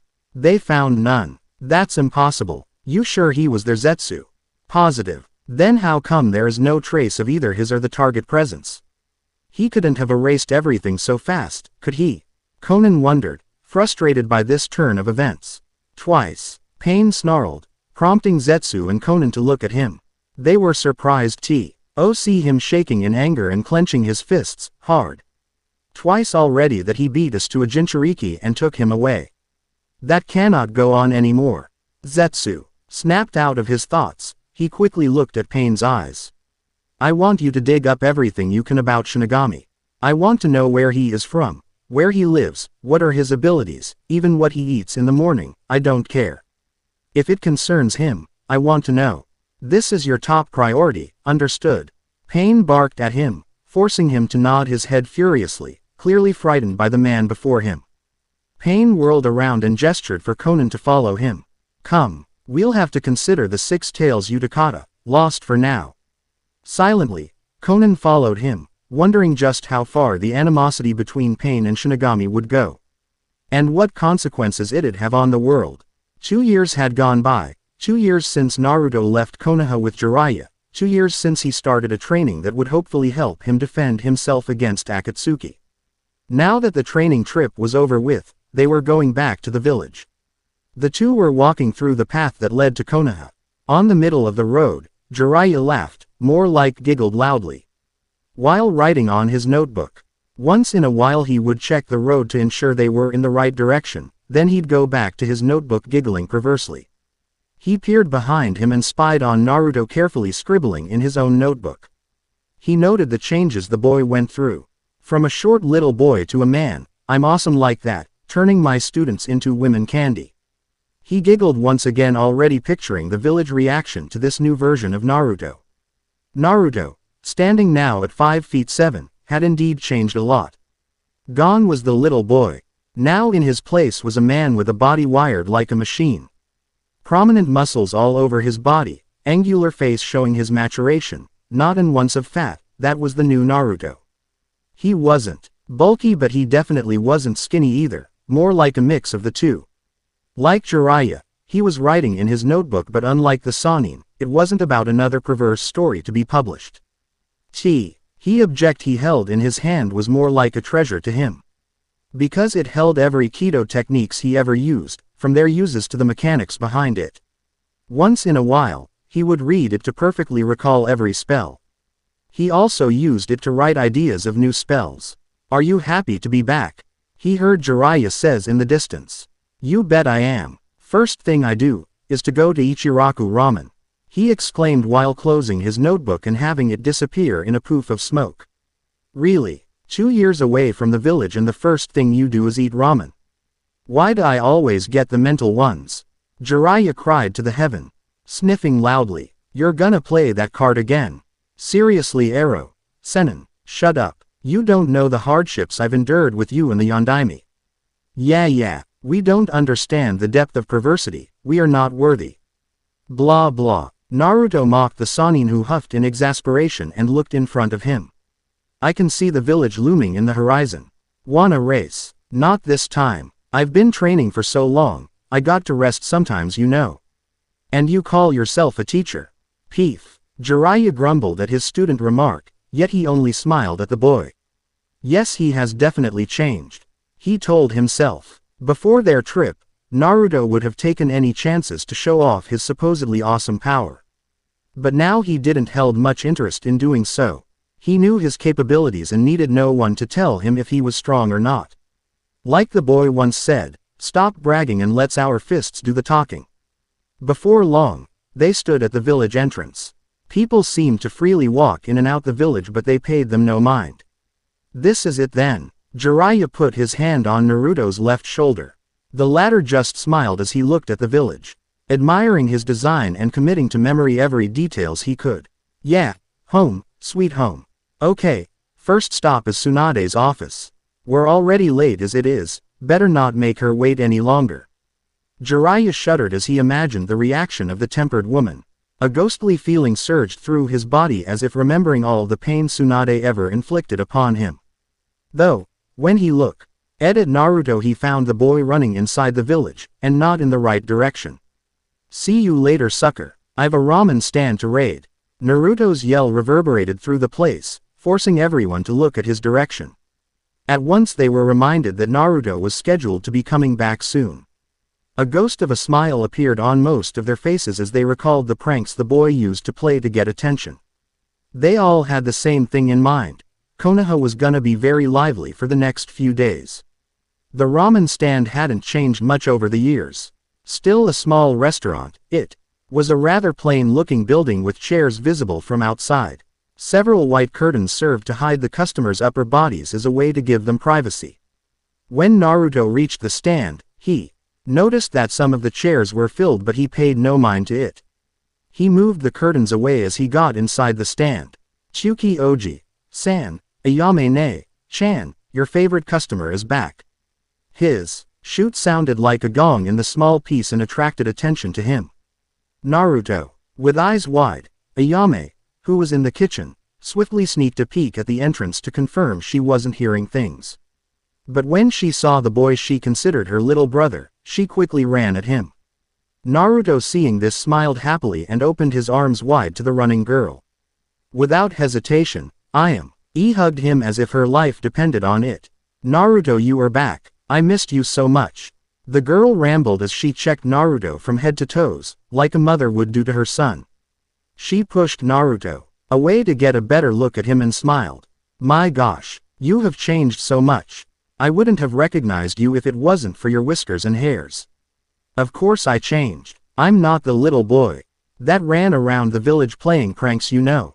Naruto grinned as he hugged his sister figure once more. How have you been, Naruto-kun? Did your training trip goes well? It was awesome, Chan. There is so much I gotta tell you. We traveled all over the countries. We visited amazing places I wouldn't even known existed. As he talked, Naruto took a seat while Ayame listened to him with rapt attention. He told her of the places he visited with Jiraiya, of the adventures they had while traveling. He recounted everything to her. After a while, the other customers got caught up in his stories and listened too. Hey, I forgot to tell you, I made Chunin a year ago. As he said this he grinned, obviously proud of his accomplishment. She could tell Naruto had changed a lot. He seems more lively and genuinely enjoys his life. She told herself with a smile on the lips. So how long have you been back in the village? Chuki asked his favorite customer, having joined the group when Naruto was counting his trip. I just came back and I decided to visit you first. Visit us or have a bowl of ramen. Ayame grinned as she said that, and soon the whole stand erupted in laughter. Nah. Naruto sheepishly scratched the back of his head, his face red in embarrassment. Well, that too. They laughed even more at his expense, but he just smiled at them, happy to be back home after so long. An hour or so, and several bowls of ramen later, Naruto left the stand, promising himself to come back as soon as he could. As he turned the corner leading to the stand, a voice he hadn't heard in a while stopped him. Naruto. Slowly turning around, he faced the owner of the voice and widened his eyes as he saw who it was. Sakura, is that you? He stuttered a little, but that was to be expected. He certainly wasn't prepared to see a mature version of his old teammate after all. Appraising her for a while, he finally spoke what he had in mind. You've definitely bulked up, haven't you? Wham! He was slammed on the opposing wall courtesy of an angry Sakura who looked at him, her fist raised. You on the other hand haven't changed much. I'll show you how bulky I've become. Naruto backed away from the enraged woman, wondering why his mouth always betrayed him. A short while later Sakura had calmed down enough for the two to talk. I didn't know you were coming back so soon. I thought your training trip would last a few more weeks or so. Naruto grinned as she asked him that question. That's because I'm just that awesome. They finally recognized my power and now I'm back ready to kick ass. Sakura found herself grinning at his enthusiasm. This is certainly refreshing. Seeing him so happy, I've really missed him, haven't I? She kept observing the blonde as he gave a short version of his training trip. I heard you made Chunin, Sakura-chan. I am one too. How awesome is that? He finally asked her a question to which she was too happy to respond. Yeah, Tsunade, Shishio told me of your promotion. Something like you didn't want to be left behind by us. She teased him, but Naruto just pouted. This went on for a moment, the two recounting their respective experience with Asanin. Sakura being the most talkative one. However, she quickly noticed that Naruto remained tight-lipped for some reason about his training. This of course shocked the hell out of her because, as far as she remembered, Naruto had always been a show-off. She put it at the back of her mind for now, all too happy to have her teammate back. While she was talking, Naruto abruptly shifted his gaze to a small post a few meters away from him. Wondering what was going on, she did the same, and not a second later, an Anbu appeared on it, directly looking at them. What can we do for you, Anbu-san? She heard Naruto said. Naruto-san, Hokage-sama requests your presence immediately in her office. His job done, the Anbu vanished again, not even waiting for Naruto's acknowledgement of his request. He knew the boy would go to the Hokage's office.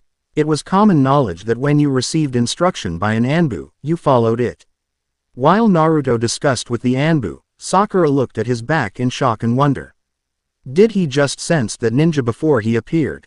Even I with my impressive sensing skills didn't notice that Anbu until he was right here. Just how much have you improved, Naruto? Naruto looked at her again and smiled. You heard the man. Better go and meet Tsunade-chan before she gets angry. Sakura absent-mindedly nodded and unconsciously formed a ram seal before she disappeared in a swirl of leaves. If she had stayed longer, she'd have noticed Naruto looking above her shoulder toward an incoming Temari and Shikamaru. While he should have been looking at Shikamaru, having been friend with him for a while now, he looked at Temari dead in the eyes. Tension seemed to build between the two as Temari shot him a dirty look, which he shrugged off, knowing exactly what this was about. He promptly vanished the same way Sakura did, leaving behind a bewildered Shikamaru. Was that Naruto? He asked out loud to Temari, who shrugged noncommittally and went on her way. Shikamaru looked at her a little confused, but he quickly deemed the matter too troublesome and left it at that. Tsunade's office. When Naruto pushed open the door to Tsunade's office, he didn't expect to fight for his life. The office was supposed to be one of the safest places in the village after all, yet here he was, dodging flying furnitures left and right. You ditch our meeting for ramen. Tsunade yelled at the boy as he ducked a flying chair that ought to be classified as lethal weapon. It came too dangerously close for comfort. You haven't met any of us in 2 years and the first thing you think about is food. I'm gonna kill you, Gaki. Naruto's sweat dropped as he observed Tsunade in enraged form. Jiraiya stood behind, trying his best to calm her down. Calm down, Tsunade. He just wanted to sneak a peek at Ayame. If that was supposed to calm her, it did the exact opposite, as he received a backhand for his efforts. I'll deal with you later, Jiraiya. As for you, Shilo. Awked at the fearful Naruto, who was backed against the wall once again. This seems to be happening a lot these days, he told himself while closing his eyes, expecting the beating of a lifetime. Instead, he felt someone envelops him in a crushing hug. Opening his eyes, he saw that it was Tsunade. You idiot, I missed you so much. Sighing and a little disappointed at himself for making her sad, he hugged her back. Sorry, Tsunade Ba-chan. I missed you too. The two stayed like that for a while, under the watchful gazes of Jiraiya and Sakura. They had assisted at the rather comical scene and didn't help but smile at the happy reunion. Though, the happy scene was over quickly when Tsunade smacked Naruto's head hard. This is for making me wait, she grumbled while moving back behind her desk. Upon sitting on her comfortable chair, she gazed at Naruto's sheepish form. You didn't have to hit so hard, Ba-chan. And you didn't have to make me wait. I'm the Hokage after all, she finished, smugly to a grumbling Naruto, who muttered, not for long. Fortunately it wasn't heard and everything went back to normal, as the tension in the room was lifted. So Naruto, how was your training? Tsunade finally asked, a little too eager for Naruto's taste. In an instant, the rather jovial ambience was drained. Naruto held a guarded stance as he looked at Jiraiya, then at Tsunade. He didn't need to look at Sakura to know she too was eager to learn about his training trip. I'm sure Jiraiya already filled you in on everything you needed to know. So why are you asking me this? Because I want to heard it from you. Jiraiya has a tendency of exaggerating things. The Hokage replied to Naruto, who didn't seem that moved by it. I trained non-stop for 2 long years and I don't really want to thin about anything related to training right now. He smiled at Tsunade, with a touch of pleading in his eyes. Tsunade understood perfectly well his reasonings, and it was true that she already had the necessary information about Naruto's current level. It is just so unbelievable that I wanted to hear it from his mouth, she thought while observing a frowning Sakura. You seem very careful about everything related to your training trip. You don't have to be ashamed if you didn't improve as much as you wanted, Naruto. Sakura said playfully at Naruto, who just smiled at her. Oh, it's quite the contrary, Sakura. Going by Jiraiya's report, his training brought unexpected results. Sakura looked at her sensei in wonder. How so? Simple really. Among your generation, only Neji has been made Junin. And Naruto's own Junin exam will be tomorrow. Suffice to say, I wouldn't even consider him Junin material if that wasn't the case. Sakura widened her eyes upon hearing it. Junin already? Just how much has he improved? She wondered, stealing glance at the boy who seemed oblivious to it all. Tomorrow. I thought I had something like a week to rest before the exam. That's not fair, Ba-chan. Life isn't fair, Gaki, so deal with it. Tsunade shot back to an annoyed Naruto. What are you complaining about anyway? Think about all the girls that'll chase you once they heard you made Junin. Jiraiya added his own scent while giggling perversely. Trust Jiraiya-sama to think about women at a time like this. A new voice was heard coming from the balcony. As one, the occupants of the room whirled around to face the speaker. With a book held on his left hand, Kakashi read it nonchalantly in front of the 2 Sanins and his late students. Kakashi, sensei, I haven't seen you in a while. Sakura exclaimed happily. She hadn't seen him for almost a year now because she was busy with her training and hospital duties. Adding Kakashi's re-entrance in the Anbu Black Ops, seeing each other was simply not possible. Ah, Sakura-chan, looks at you. You've grown. With this, almost all members of Team 7 are reunited. Kakashi replied but quickly cursed himself for mentioning Team 7 when he saw Sakura's depressed look. Expecting an outburst from Naruto, he quickly faced the boy, hoping to placate him. But that wasn't necessary. You resumed your training? Naruto asked, more like affirmed to the Junin. The latter was a little taken aback by Naruto's impassive attitude about their missing teammate. He chalked it up to Jiraiya having found a way for the boy to deal with the betrayal. You noticed. Maybe our fight tomorrow won't be as boring as I thought, then. He smiled at the boy, trying to stir him up. Rattling the boy had always been so easy, what with him being so self-conscious of his flaws. But the room became still as Naruto's body stance completely changed. He looked at Kakashi with his blue eyes. Eyes that usually were full of mischief and inner cunning. They were blank now. If the eyes are mirrors to the soul, then Kakashi could safely affirm that Naruto had no soul in him. He saw nothing, not even a shred of emotion behind those blue pools, only the promise of death. Na-ru-to, he slowly uttered. The look was gone in an instant and the usual happy Naruto was back, smiling happily at his former sensei. You'll be my opponent Kakashi, sensei. That's great, I have loads of new moves to show you. The blonde grinned happily, completely oblivious to Kakashi's awkwardness. Later on, the Junin would learn that the interaction only lasted a second. Yes, you will, Gaki, and I hope you're ready, Tsunade said to the boy before ushering Naruto and Sakura out as she had another meeting to attend to. Once Naruto and Sakura left Tsunade's office, Jiraiya moved to close the door behind them. Then he applied several paper seals on the walls and the door. The room is sealed. Now we can speak freely, he said to the two other occupants of the room. Kakashi was he first to go as he looked at the Toad Sannin with a troubled look. Was I dreaming? The question was vague but the recognition look on Jiraiya's face showed that he understood. So you noticed? Notice what? Tsunade inquired, not really sure if she followed. With a sigh, Jiraiya moved across the room and sat on a guest chair, facing Tsunade and Kakashi. The expression on his face seemed resigned, like he didn't want to talk about something but was forced to. What I am about to tell is not something to take lightly. It all started. What the fuck are you talking about? Tsunade interrupted him, clearly not seeing where this conversation was going. Am I missing something there? She never liked to be out of the loop. Usually she'd react violently to being ignored. Jiraiya knew this, so he quickly filled her in what he was talking about. It's about Naruto's second personality. While Kakashi had a look of understanding, as if piecing an elusive puzzle together, Tsunade wasn't faring so well. Jiraiya knew this, so he added, everything will be explained, so hear me out first, okay? The two Konoha ninjas nodded before Jiraiya started again.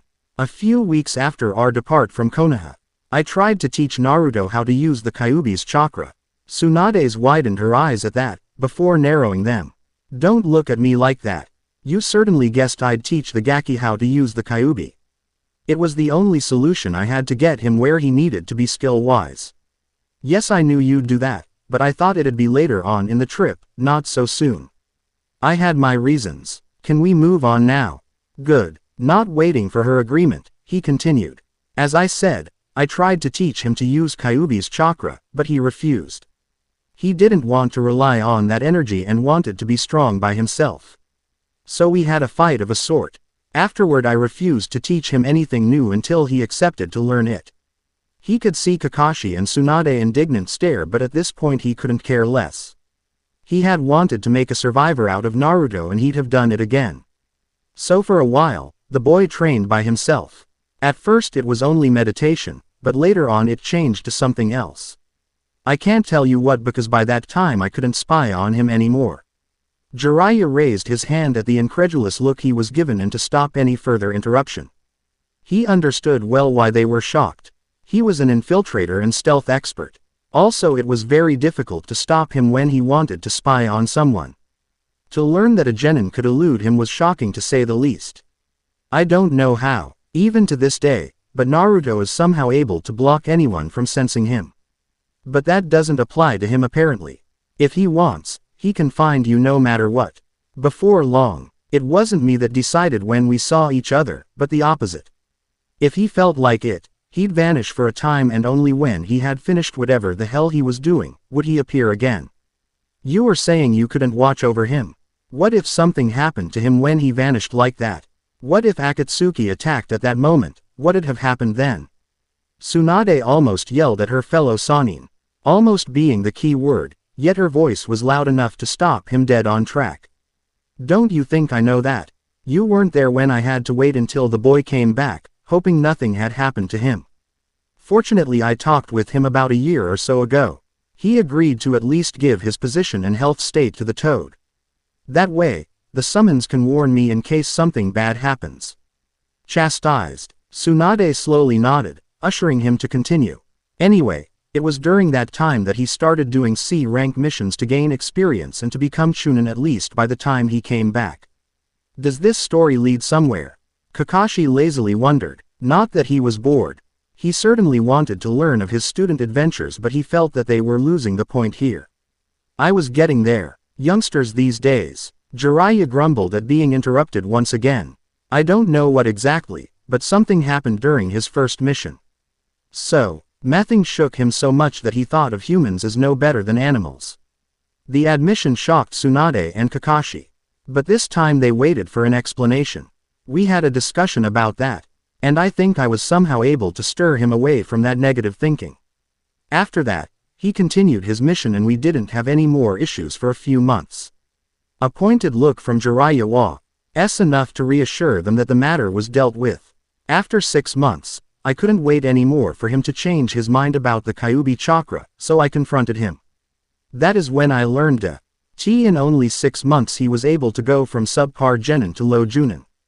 He ignored Tsunade and Kakashi's stunned looks. But I wasn't satisfied enough, so we made a deal. Every 6 months we'd have a spar, to determine if he was making progress or not.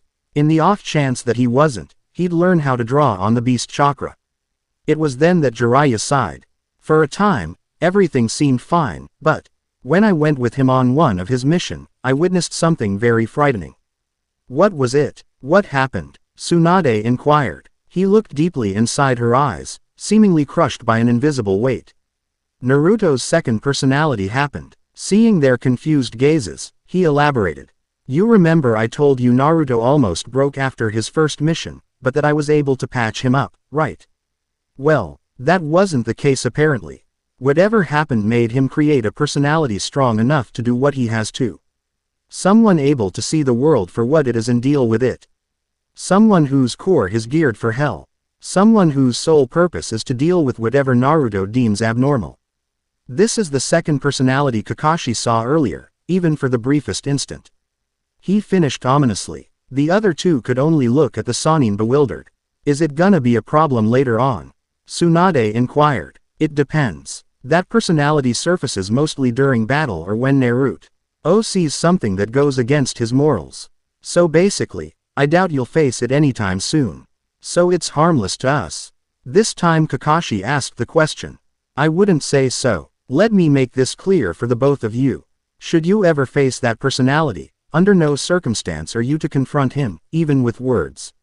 He is not human. He has no emotion whatsoever. His only purpose is to eradicate whatever caused Naruto to enter this state in the first place. But what about our fight tomorrow? Kakashi wondered, already regretting suggesting himself to test the boy. That wouldn't count. Despite everything, Naruto completely controls that personality. If he has no grudge against you, Jiraiya smirked at Kakashi, then he'd know when to stop. Somewhat reassured that he wouldn't be in a life or death battle the next day, Kakashi asked the question he and Tsunade had in mind for a while now. Did he learn how to draw on the beast energy? He uttered softly, as if afraid to ask. Jiraiya stared at him with an intense look, before answering. He never did. If they weren't shocked before, they were now. They couldn't imagine what level Naruto needed to be, for Jiraiya to deem the use of the Kyuubi unnecessary. A beast whose power was so great he could topple mountain with a flick of his tails. In the end, only one question remained in their mind. How strong had Naruto become? Training Ground 7. The next day found Naruto and Kakashi in Training Ground 7. They were here for a reason, Naruto's evaluation and possible increase in rank. The Junin exam was something closely kept secret for every village. They couldn't afford to let their enemies know what was required of their Junin. If they knew, then they could easily guess what kind of abilities Konoha elite ninjas had, and this would be bad. People have speculated that a ninja needed to master 2 elemental manipulations to reach that level. That wasn't completely true. Obviously, if a ninja had such ability, it was an asset but nothing more. There were Junins in Konoha who even had difficulties controlling one element, yet they were strong enough to be granted the title. In the end, it was all about a ninja level. If a ninja was strong enough to beat or compete against any Junin out there, then he was granted the title. It was that simple. The silence in Training Ground 7 was so heavy the flapping wings of a fly could easily be heard. Naruto and Kakashi stood 20 meters apart, mentally preparing themselves for the battle to come. On the sidelines, Tsunade and Jiraiya, along with the 3A. CTing judges for this proceeding, Asuma, Kurenai and Guy, gazed at the two ninjas. Beside Jiraiya, they knew nothing of Naruto's skills, but based on the Sannin recommendations, they expected a huge improvement on the boy's part. Kakashi, taking a deep breath, looked at his one-time student. This test begins when I give you the start, okay? Naruto, with a smile on his lips, nodded before closing his eyes. When he opened them a moment later, it was like a different person replaced him. Gone was the goofy Naruto. In his stead stood an emotionless human, a war machine devoid of feelings. This didn't go unnoticed by the audience, as the air around them seemed to freeze as if hell had been brought on Earth. While before they could feel Naruto's presence through his chakra, now they felt nothing. It was like his chakra had been erased from existence. They knew he was right in front of Kakashi, as they could see him. Yet they got the feeling they would lose sight of him the first time they blinked. This was a strange sensation for them, one that didn't bode well to whoever fought the young Chunin. Do any of you feel his chakra? Kurenai questioned her fellow judges in wonder. I don't. Whatever the hell he did, somehow erased his chakra presence. Asuma replied with a serious expression on his face. If that's the case, Guy continued with an uncharacteristically hardened expression. The situation demanded no less from him, because no one had ever erased their presence in such a way, at least none they knew of. On the training ground, Kakashi narrowed his eyes as he looked at the new Naruto in front of him. Be very careful with the other Naruto, Kakashi. He's ruthless with his opponents. He recalled Jiraiya's words and couldn't help but shudder in anticipation. Go. With but a word, he gave the start of the battle. Not wanting to wait for whatever Naruto had in store for him, he created an earth clone, 20 meters on his left and replaced himself with it before starting the hand seals for a fireball. All in less than a second.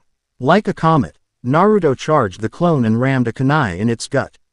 Without stopping he rushed toward the original Kakashi and delivered a straight kick on the Junin, forcing the latter to stop his sequence. Acting on autopilot, Kakashi paired the attack with his crossed forearms. Yet the blow was strong enough to push him back a few meters. He recovered just in time to dodge a kunai that flew by his face. But at once, Naruto was upon him again, delivering a flurry of punches and kicks, never giving the Junin the chance to come to his senses. Whenever Kakashi tried to get some distance, Naruto would throw a weapon at him and use his phenomenal speed to close the gap. Not used to such fighting style, Kakashi was quickly overwhelmed and dropped his guard. Long enough for Naruto to take advantage of it. Getting inside Kakashi's guard, Naruto punched his ribs, almost cracking them, and face-palmed his kidney before finishing. With a powerful two-fisted punch on the abdomen, Sokatsu, Naruto cried out upon making contact with Kakashi. The attack was so strong Kakashi was propelled several meters away, until he came to a stop. Having used his hands to get a grip on the ground, coughing blood, he looked at Naruto, eyes wide. He's ludicrously fast. I can barely follow his movements now. To hell with Jiraiya's advices, I.G. oughta use the Sharingan if I don't want it to get any worse. He told himself as he lifted his headband covering his Sharingan eye. With his trump card now available to him, he searched Naruto's gaze until he made eye contact with the blonde. Got you, he thought as he immediately ensnared the boy in a genjutsu. As he expected, Naruto's body froze immediately afterward. To the boy, it felt like his body was being constricted by an invisible force. Using the distraction, Kakashi went through hand seals and put his fingers beside his mouth. Kaden, Gokyaku no Jutsu, expelling a huge fireball at the unmoving Naruto. The audiences could only widen their eyes as the attack collided with Naruto. They would have rushed on the field then and there, if it wasn't for the smirk Jiraiya sported. They looked at Kakashi just in time to see him parry a kunai strike from Naruto. The boy had appeared out of nowhere, standing behind the Junin, as if he had always been there, which made them wonder just what happened. Unlike them, Kakashi didn't have time to guess, as he was expertly countering Naruto's kunai strikes. With his Sharingan on, he had an easier time defending against Naruto's onslaught. Once again their kunai clashed, with Naruto holding his own in a reverse grip. Twirling the weapon in his right hand, the boy used his left to launch a shuriken at close range. Kakashi moved his head aside, dodging the weapon, while snaking his hands around Naruto's, capturing the appendage in a vice grip. "I got you now," he exclaimed in triumph while jumping backward. "Now he'll either follow my movements and expose himself or risk breaking his hand by staying put." But Naruto had other plans as he muttered under his breath. Bakudo 8. Seiki. A small sphere of blue energy formed between Naruto's hand and Kakashi's grip. Upon touching the two appendages, a violent force repulsed the two, at the same time freeing him. Kakashi, having already jumped, was completely vulnerable to Naruto, who put his kunai horizontally in front of him, his other hand touching the base of the weapon. Then a yellow energy gathered the length of it before being fired at Kakashi in a wide arc. Hado 32. Okasen. Kakashi looked in shock at the attack, having never witnessed a technique of the sort, yet his instincts prevailed and he flew through hand seals. He finished just in time for his thrust right palm to meet the attack head-on. Reikiri. A thunder sound was heard as his right forearm was covered by blue lightning. The two attacks collided and battled for a second, before Kakashi's cleaved through the yellow blast. At the same time, he finally touched ground, putting him out of harm's way. Not wasting a moment, as he saw Naruto blurring toward him again, he moved his lightning-covered arm in front of him. "You won't get close this time." Raiju Hashiri, lightning beast running. In a blink of an eye, the lighting covering Kakashi's hand was transformed into a hound that covered the distance between the two, in an instant. Seeing the approaching beast, Naruto widened his eyes before backpedaling, dodging the attack. But to his horror, the beast seemed to pursue him. While retreating, he looked at Kakashi and saw him guiding the attack with his hand. With but a short observation, he already knew the specific of the technique and stopped at approximately 40 meters away from Kakashi. In front of him, the beast stopped too, as if unable to move forward. Tsunade looked at the battle with a look of surprise. He was able to deduce the range limit of the attack that fast. "Just what the hell did you teach that Gaki?" Despite talking to Jiraiya, she never once looked away from the battle, not wanting to miss anything. Jiraiya did the same while answering. This is all him or that personality of his. In combat, it's like he dismiss everything unimportant around him and focus solely on the battle at hand. Because of such concentration, his observation skills are top-notch. On the battlefield, Kakashi grumbled under his breath as he looked at the impassive Naruto. Not only did he figure out the range limit of the attack, but it looks like he also knows I can't move while using this technique. Keeping it active is only draining my chakra reserve. I just wasted it for nothing. Ready to dispel his attack, he was surprised when the Naruto in front of him exploded in a puff of smoke. Simultaneously, another appeared about 10 meters to his left with his palm outstretched in his direction. Hado 33. Sokatsui. He heard the boy whispers just as a veritable torrent of scorching blue flames was sent his way. Even from the distance, he could feel the heat of the flames. Already blisters were forming on his hand. With a last desperate move, he launched the still-living hound at Naruto, while disabling his connection to the attack. As the flames finally reached and engulfed him, Naruto was forced to make a somersault to escape the lightning beast. Landing safely out of harm's way from his own attack, he observed the flames slowly recede, leaving behind an unrecognizable ground, but no traces of Kakashi. He escaped the attack then, Naruto thought dispassionately. The ground grumbled under his feet. Before hands caught them, Naruto looked down and saw Kakashi's smiling face, as he pulled him underground. Or he would have, if not for Naruto's quick reaction. The Chunin leaned toward the ground and thrust his palm toward it. Just before the moment of impact, a blue ball of swirling energy formed on his palm. Rasengan, he voiced as the attack collided with the ground in an explosion. To be able to materialize that attack instantly, he definitely mastered the Rasengan, that's for sure. Jiraiya observed with a smile on his face. When the dust settled down, Naruto stood alone on the field, implying that the Kakashi he hit was a clone. Noticing a shadow that covered him from the sky, he quickly looked up to see a falling Kakashi with a lightning-coated kunai. He deftly sidestepped the attack, letting the Junin attack slam on the ground. Not deterred, Kakashi rose with an uppercut lightning fist. Time seemed to slow down for the two as Kakashi's fist passed a few centimeters from Naruto's face, the latter having slightly moved his head aside. While Kakashi slowly rose from the ground, he locked his gaze with Naruto's, hoping to see even an ounce of feeling. He saw none, though he felt Naruto's palm touch his unprotected ribs. Dread came over him as he knew he was done for. Hado 63, Reikoho. Even Jiraiya widened his eyes upon hearing the name of the attack. He never got the chance to warn Kakashi as a violent yellow lightning struck him mercilessly, propelling him 100 or so meters away from the impassive boy. At once, Tsunade had reacted and was already beside Kakashi slumped in unconscious form, administering first aid. She left behind a stunned group of Junins who couldn't believe their eyes. He beat Kakashi. The words seemed foreign to Asuma's mouth. His cigarettes long forgotten on the ground. None of them had any answer to him, being as shocked as they were. Tsunade was sitting in her office, alone. With her hands positioned under her chin in the dimly lighted room, she gave the impression of a woman with the weight of the world on her shoulder. Only 3 years. No, less than 3 years and he's already this powerful. The object of her thought was none other than Naruto. A few days had gone by since Naruto's exam for Junin grade. A few days since she had had Kakashi hospitalized. Every once and then, she got flashes of the fight. Flashes that both elated and scared her. The way he moved. The way he analyzed every situation. The way he used his skills. Everything was calculated. No chances were given to his opponent to come up with a viable strategy. She thought, more than a little shaken by her observations. She couldn't imagine what had happened to Naruto, the little boy that always boasted his street rank even though he had none, for him to become such a cold ninja. No, that wasn't the right term, mechanical maybe.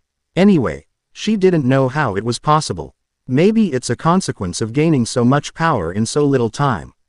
She thought, frowning. Obviously Naruto had become powerful, that was for sure, but she wasn't sure she liked the consequences. Jiraiya had told them that it was as just his battle side and that Naruto still was the joyful boy he had been. But seeing Naruto's battle side was enough to make her wonder if his human side was anything but a mask. The real question that was tugging at her the wrong way was which side was the mask. She was interrupted when light reached her face as the entrance to her office was pushed open. Raising her head she saw, and immediately scowled, the elders Koharu and Homura. Without a word she gestured for them to take a seat in front of her. At the same time she went back to work by shuffling the paperwork on her desk. After a moment of silence, Homura rattled his throat to gain Tsunade's attention. Yes. Ignoring Tsunade's lack of proper manners, Homura greeted the Shodaime granddaughter. Koharu though didn't appreciate the disrespect and made it know. Where I come from, we greet guests. Her voice was cold but Tsunade didn't seem the least bit concerned. And where I come from, guests request entry instead of acting like they own the place. Of course we both know we don't come from the same place. The haughty tone wasn't missed by Koharu, who silently dismissed the comment even though she had just been insulted. What can I do for you honorable elders? Tsunade finally addressed the two, knowing they never came for a courtesy visit. Slowly shifting his footing and joining his hands above his thighs, Homura answered her question. It is about Naruto Uzumaki promotion. What about it? Tsunade immediately narrowed her eyes at the elders. We feel that granting the boy Junin rank is too soon. And that's not even taking into account the Sannin rights you gave him. We'll come back to the last point later on. First let's talk about his Junin status. Homura cut off Koharu's speech before she became sidetracked. And what is there to talk about? Tsunade replied sharply. Last I remember, to become a Junin a ninja must fulfill 2 conditions. Be a Chunin at the time of the examination and succeed in taking down a Junin level ninja during a full-out battle. Both conditions were met in Naruto's case, which is the reason he was granted Junin status. Yes, but Naruto is a special case. Koharu cut off Tsunade in the middle of her explanation, irritating the later. Are you implying that because of Naruto's status as a Jinchuriki, he cannot become a Junin? Tsunade asked threateningly. Don't be stupid, Tsunade. This isn't the first Jinchuriki to have fooled ground in Konoha. We are not stupid enough to discriminate the boy for this, especially knowing the identity of the previous Jinchuriki. Sorry, but your behavior indicates otherwise, Homura. If not, then why would you dispute this promotion? The boy is young. He faced the scorn of the adults since he was young. Tsunade shot. He does not have the experience. He has been on dozens of C and B ranked missions, and every time they were completed beyond expectation and with glowing recommendation from the clients. He is not strong enough. He beat Kakashi, one of our strongest Junin. Enough, Homura yelled, stopping the two bickering women. We do not deny his ability to be a Junin, far from it actually. Then what is this visit about then? Do you deny the threat posed by Akatsuki? This took Tsunade off guard. She didn't see what that had to do with this promotion. What does Akatsuki has to do with his promotion?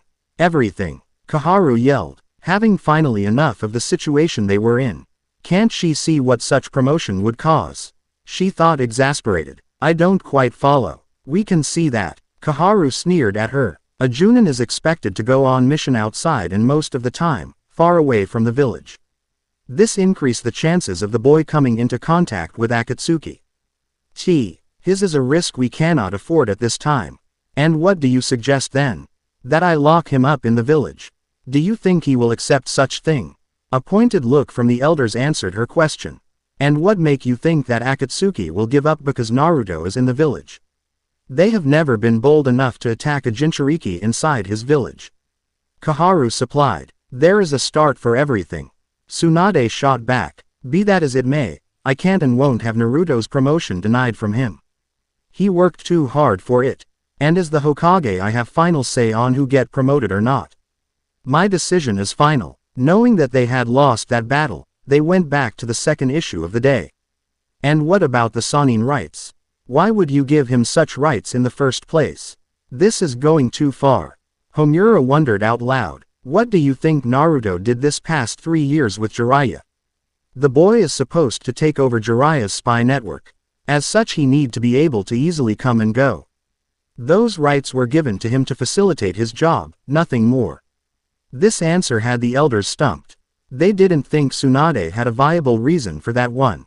Hell, they didn't even know Jiraiya was grooming Naruto to take over his duties. They had always thought that Jiraiya was training him as a favor to the boy's father. Because, let's face it, the boy wasn't talented. There was no denying it. They had hoped that his ancestry would make him outshine other ninjas, but that wasn't to be. The boy wasn't very bright, stubborn, and had a penchant for causing problem. Nothing like his late father or even his mother.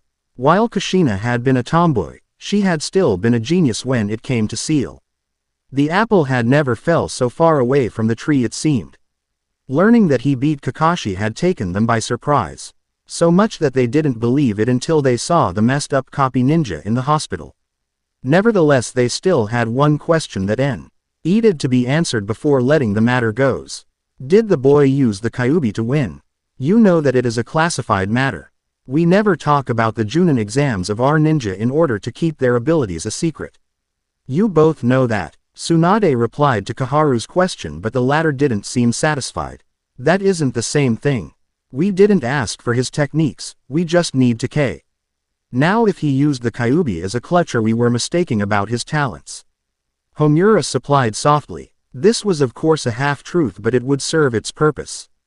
Tsunade hesitated for a moment before coming to a decision. No, he didn't, she replied finally, prompting the two elders to share a glance at each other before nodding. That is good to know. And it will easy up our next decision then. What decision? Tsunade narrowed her eyes at the two, feeling like she had backed to a corner. We knew you wouldn't agree with us to have his promotion retracted. So we came up with another plan to protect the boy from Akatsuki. Kaharu replied smugly. And what plan is that? For that matter, what make you think I will agree to whatever it is you have concocted? You won't have a choice in the matter. Homura said rather boldly before looking back at the office's entrance. You can come in. Surprised, Tsunade swiftly turned her head to look at the entrance to see one of her least liked individual pass the door. Danzo, Konoha, residential district. Naruto's apartment was situated in the urban area of the city. The place had at first been purchased by Sarutobi upon discovering Naruto wasn't liked in the orphanage. Not wanting to bother with the matrons there, Sarutobi simply bought an apartment for Naruto. Since his 7 years old, Naruto had lived there. Because of his earlier independence, he had to rely on himself for every little things. He did his own groceries shopping, his own laundry. He took care of his apartment by himself. All that was fine by him as it had given him a kind of maturity well beyond children his age. Of course it wasn't sunshine every day. He couldn't count the number of times he had been ripped off during his shopping. And that wasn't even because of his status as a Jinchuriki. At the time he was a child living in a grown-up world. Of course people would take advantage of his naivety. Anyway, the apartment wasn't something grandiose. It had a living room, a kitchen, a bedroom and a bathroom, the bare necessities. But it was enough for him, or had been enough. With his growing responsibilities and knowledge, it was quickly becoming obvious that he needed to move out into a bigger apartment or even a house. While an apartment was fine, it didn't give much secrecy, something he dearly needed these days. Money wasn't an issue as he never once used his earnings during his training trip with Jiraiya. And with the number of missions he did, let's just say that he was loaded. Enough to buy a small house a little away from the city, just like he wanted. Unfortunately he didn't have time for it. Even now he was moving around his modest apartment, packaging his gear for another mission. Carefully he rechecked his weapons, counted the number of kunais and shurikens he had. The count over, he put them in his pouch. He looked toward a corner of his room to find a straight katana with a blood-red handle grip leaning on the wall. Before he could contemplate further on the weapon, a shadow appeared on the window. Jiraiya, sensei. The Toad Sannin smiled as he jumped through the window and into his student's apartment. As always, I can't sneak up to you anymore. One day you'll have to tell me how you do that. Despite his playful tone, Naruto knew he was annoyed. Observing Naruto's surrounding and the way he packed his things, Jiraiya frowned. You're moving out again. It wasn't a question and both of them knew it. Naruto's only response was to move toward his trusted katana and secure it on his back. I am. Does chi mean you found another Jinchuriki's location? Jiraiya wondered, quite surprised by it. Finding information about Jinchuriki was really hard. Villages went to great length to protect the identity of their weapon after all. He was still surprised by how easily Naruto seemed to gain information on such things. Jinchuriki is such a crud word, it's fitting and pretty much describe how such being is created. But why do you always need to remind me of that fact, I wonder? The harshness of Naruto's words was as clear as day. Jiraiya knew that the name bothered him a lot more than he let on. Biju. He kept using this to remind him that he wasn't special. A way for him to curb his arrogance, he had said. Maybe when you'll acknowledge yourself, then I won't need to remind you of that. We may have given up on training you like a Jinchuriki, but that doesn't mean you aren't one. Still, that doesn't answer my question. Naruto looked at him calmly. Anyone else would have been bothered by such intense gaze, but Jiraiya wasn't anyone. Add to that he had been on the receiving end of that look for a while now. I didn't find another Jinchuriki. Then what? Jiraiya interrupted, much to Naruto's ire. But I found a Biju, or rather his general location. Jiraiya looked at him in wonder. He knew that a Jinchuriki was always with his Biju, unless the later escaped. The only Jinchuriki that died recently was the Yondaime Mizukage. That meant only one thing. The Sanbi. Once Naruto confirmed his guess, he widened his eyes. How the hell did you manage that, Gaki? My own personal spying network didn't find anything at all. Where the hell do you get that information anyway? He grumbled, exasperated. He didn't want to admit it, but Naruto's spying network was always a step ahead when it came to finding things and people whereabouts. The boy never explained why and how that was possible, no matter what. Still, Jiraiya wasn't one to give up, so he pestered the boy as much as he could, hoppin'. Beyond hope that the latter would cave in. Really? You're gonna ask me this question again? One cannot stop trying. I can see that, Naruto replied, smiling at the attempt. Anyway, that's good news, I suppose. If you manage to get that one, only 4 Jinchuriki will be left to deal with. Gaara, Yugito, B and me. Yes. Though the last ones are gonna be hard to deal with. Yugito and B are under the Raikage's protection. Attempting anything on them would result in an international incident of epic proportion. I don't even wanna imagine the storm A will bring on us if he learned that we were behind it. Jiraiya nodded with himself as he spoke. Despite Naruto moving around the house, he knew the boy was listening to him. We'll think about something when the time comes. For now let's focus on what we can do. Yeah, you're right. Still, Naruto. His sensei's serious behavior made Naruto pauses and face him. Be careful out there. With Akatsuki having lost 3 Jinchuriki, they are bound to start targeting you. I know that, sensei. Don't worry about me. If there is one thing I learned during our training trip, it's my own limits. I know when to cut my losses. I sure hope so. Also, do not forget what we agreed on. Jiraiya spoke sternly to Naruto, who sighed. Should I encounter Akatsuki's leader again, I am to flee. Yes, I know that. You told me the same thing over and over again. Naruto's nonchalant attitude really got on Jiraiya's nerves, which prompted him to slam his hand on the wall beside him. The little apartment shook under the Sannin strength but stayed rooted on the ground. This is not a game, Naruto. Don't you remember your last encounter with him? It was luck that allowed you to escape. For the first time in a long while, Naruto showed cold fury on his face. This was an emotion he rarely ever felt anymore, but the situation demanded such reaction. This was way before I mastered that technique. Now if we face each other again, I won't be the one fleeing. Why? Because during your last fight you were almost even. What make you think he was serious? Because I can assure you that the strength he showed wasn't above a low S-ranked shinobi. At that point, the discussion was turning into a shooting match, with neither side willing to capitulate. After a while, Jiraiya sighed in defeat. He passed his hand through his hairs trying to calm his nerves. This boy will be the death of me. Look, just try to avoid him as much as possible until we've found information about his Rinnegan. This is very dangerous grounds we are treading on. Facing a ninja with unknown abilities is very bad. But facing an S-ranked ninja with unknown abilities is suicide. You should know, you trashed Kakashi because he knew nothing of your skills while you knew most of his. Are you sure you aren't just protecting your student Nagato? This shocked Jiraiya to the point of silence. I may understand that finding information about that dojutsu is downright impossible. But the way you have gone about finding it is like you don't want to find it. Seeing Jiraiya about to protest, he raised his hand to stop him. Don't try to deny it. I've seen the way you search for that information, and I know that you wouldn't have done that if it were anything else. Naruto looked at Jiraiya's surprised look. Don't be surprised. Nagato attacking me in Tokigakure was him signing his death warrant. Did you think I would solely rely on you to find information about him? If you did, you're certainly losing your touch. Jiraiya just stayed there in shock, looking at his student. This wasn't the first time they had had such spat, but never had Naruto questioned him like that. Turning around, he spanned the window and threw a last glance at Naruto. You have changed, Naruto. Yuto looked at him just as Jiraiya disappeared in a swirl of leaves, his last words echoing in the room. But not in a good way. With his sensei departure, Naruto was once again alone in his apartment.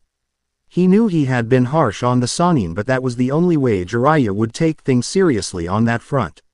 He knew very well everything Jiraiya had done to find information about the Rinnegan. Which wasn't much considering his resources. He'd have searched the information himself if he could. Unfortunately, his own spying network didn't deal with finding such information. Dismissing the matter for now, he focused on the last thing he needed to check before leaving for his mission. Kakashi should still be in the hospital right now. He thought before going out, not before locking his home. There wasn't much there to steal, but he did it anyway. As he moved on the rooftops toward the hospital building, he felt someone watching him. Once upon a time he would have looked at the direction he knew the spy to be, revealing his hand, but that was in the past. Without moving his head or giving any indication that he noticed the onlooker, he focused on the latter with his Raryoku. In his mind he seemed to zoom in on the individual. 198 meters on my left. He thought as he analyzed the male shinobi as he discovered. Said shinobi had short black hairs and wore a short black jacket with red straps. The jacket barely covered high-collared midriff shirt, leaving exposed his belly. A strange outfit for a boy, that's for sure, Naruto mumbled as he continued his observation, never straying from his path. He also wore black pants, shinobi sandals and gloves. Finally a tanto was strapped on his back and his face was covered by a blank Anbu mask. Normally the mask would have indicated this ninja belonged to the Anbu division, but Naruto knew better. There were some perks to being apprenticed to Jiraiya after all. He knew a great deal of Konoha secrets. He needed to if he read to someday replace Jiraiya as the spymaster of the village. That is why he knew then and there that the onlooker was a member of Danzo's route. Narrowing his eyes, he left the matter be for now and kept moving until he reached his destination. Entering the building, he went for the teller inquiring about Kakashi's room. Once he had the information he went his way. Meanwhile, Kakashi was lying on his bed wide awake. He was reminiscing on old good times with his late team when someone brushed the door. "Come in." The door opened, letting in Naruto, who smiled upon seeing his ex-sensei. "Kakashi, sensei, I see you are awake." "Naruto-kun, I wasn't expecting you." He smiled at the boy before noticing the Junin jacket he wore. "So, Junin then, how does that treat you?" "Good sensei, I still can't believe I'm one though. Dreaming about being a Junin and being one is certainly not the same thing." He smiled as he said that. It was true that his new rank hadn't yet been registered in his mind. "Trust me, this feeling won't last long. Especially when you'll be confronted with the reality of being a Junin. Now that you are one, you must set the example for your peers. So you better behave, like how you set the example for children by reading that smut everywhere." The both laughed at that remark. "You got me there." "I sure did, in more way than one." Smirking at his taunt, Naruto moved to sit beside Kakashi, who I smiled. "Still, what the hell were those techniques you used?" Naruto knew that question was coming. After all, he had used very powerful techniques without hand seals and they were certainly not common. Fortunately he had prepared himself to answer such things. "They are called Kido, I created them," he said simply, his goofy personality gone once again. Talking about such required him to be serious after all. Kakashi noticed that but made no comment about the sudden change. You know that every Hokage held special techniques that made them extremely powerful. The Shodaime had his Mokuden. The Nadaime had his unequaled mastery over water ninjutsu. The Sandaime knew so much ninjutsu technique he could combine them in such a way it was almost impossible to escape, and finally the Yondaime had his teleportation jutsu. Kakashi just nodded for Naruto to continue. "During the training trip I researched something that would too set me apart. I'll need it if I want to become Hokage after all." A goofy smile found itself on Naruto's lips, alleviating a little the tension. "That's how I stumbled upon the Kido arts, as I named them. They are a series of techniques I created to pretty much help me in every situation. They are mostly advanced manipulation of chakra." Most of it wasn't true, but he had decided to stick with this story for now. He didn't want people to know he had discovered a new form of energy. Secrecy was a strong weapon after all. "That must be pretty advanced manipulation then, because I couldn't understand or copy it when I used my Sharingan. Not that I wanted to steal your jutsu." Kakashi quickly corrected once he saw Naruto's face darken. "You wouldn't be able to anyway. But that is for another time." He smirked at seeing Kakashi's gobsmacked expression. Of course the Sharingan couldn't copy the technique. To make it works, one needed to use Raryoku after all. It was the energy itself that allowed him to create a technique like that. "Still, I didn't come here just for a chat. I figured as much. So what did you have in mind?" Naruto hesitated a little. After all, what he was about to do could be very dangerous. He didn't like to use Kakashi like that, but he was the only one that could help him. "Go ahead, I won't bite," Kakashi joked, seeing Naruto's hesitation. "I don't think you'll be as open once you hear what I have in mind." Taking a deep breath, Naruto tried his luck. "One of the things I did during my trip was to research something to combat the Sharingan." Kakashi's widened eyes was certainly a comical sce. Nay, but Naruto reminded himself he wasn't here for a laugh. "I know that sooner or later I'll face Itachi or Sasuke. I also know that their dojutsu isn't something to ignore. So I searched its history, how it works and the ability it grants its wielder." "Where did you come up with that information?" "Jiraiya." The answer satisfied the bedridden Junin and gestured for Naruto to continue. "Anyway, after summing up all the abilities it granted, I tried to come up with something that could block the most debilitating ones like the induced hypnosis and the predicting ability. After a while I came up with something that should work, but I had no one to test it on. I see. Kakashi interrupted him, having come to the correct conclusion. And you need me to test it as I am the only one with a Sharingan here. That's right. The thing is, I do not know the consequences of using it. It could be very dangerous to you. Do it. What? You didn't let me finish. I know that it could be dangerous. But I'm willing to take the risk if it'll allow you to confirm its efficiency instead of taking a gamble during a real life or death battle. The seriousness in his voice was enough for Naruto to know Kakashi had made up his mind. Brace yourself then, Naruto mumbled as he stood in front of Kakashi. He had trained with the technique to such an extent, activating it was like breathing to him. So with a low voice he muttered, "Yami o Keiatsu." Lazily sitting on a rooftop several meters away from the white building, the blank-masked Anbu observed as Naruto got out of the hospital building. His eyes were squinted as he analyzed every step taken by the newly made Junin. He was tempted to attack him just for the heck of it, but thought better. He had a mission to accomplish, and attracting attention to himself wasn't in the mission parameters. And attacking would do just that. He heard footsteps behind him but didn't react. The sound was closing on him until it finally stopped, replaced by a voice he knew very well. "Anything interesting, Sai?" "Nothing so far. Then again, I wasn't given much leeway to acquire the needed information, Senpai." The newly named Sai replied, all the while keeping an eye on Naruto. "I would say you take what you get, but we both know you are used to such limitations.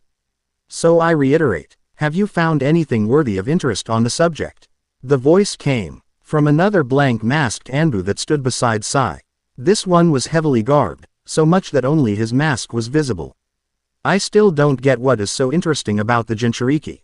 Nonetheless, I didn't find anything worth mentioning. Please elaborate." "I've been standing in this position ever since he went out of his apartment and he didn't notice my presence even once. Even reducing my stealth capability to the level of newbie Chunin didn't do the trick. This is strange. From the reports, it was indicated that he could hide from the village elites." "Exactly," Sai retorted. "So I thought he was just feigning it. But that wasn't it. It's more like he has an uncanny ability to hide from others, but I suspect finding people is not his strong point." "What else?" The masked Anbu fired again. He was already analyzing the information provided and finding how they could use it to their advantage. "That was the only thing I was able to test. Anything else would require direct confrontation with the subject." "That is your official report, I suppose. But what do you really think of him?" For the first time, Sai looked at his obvious superior. Traces of laziness had all but disappeared to be replaced a cold look. One that had seen death countless of time. "He is weak." With that said, his body dissolved in bubbles of ink, leaving behind a contemplative Anbu. He was mentally reading the file on his fellow ninja Sai, and comparing the data to the children his age. His comparison over, even himself was forced to admit that Sai was really above the lot of them.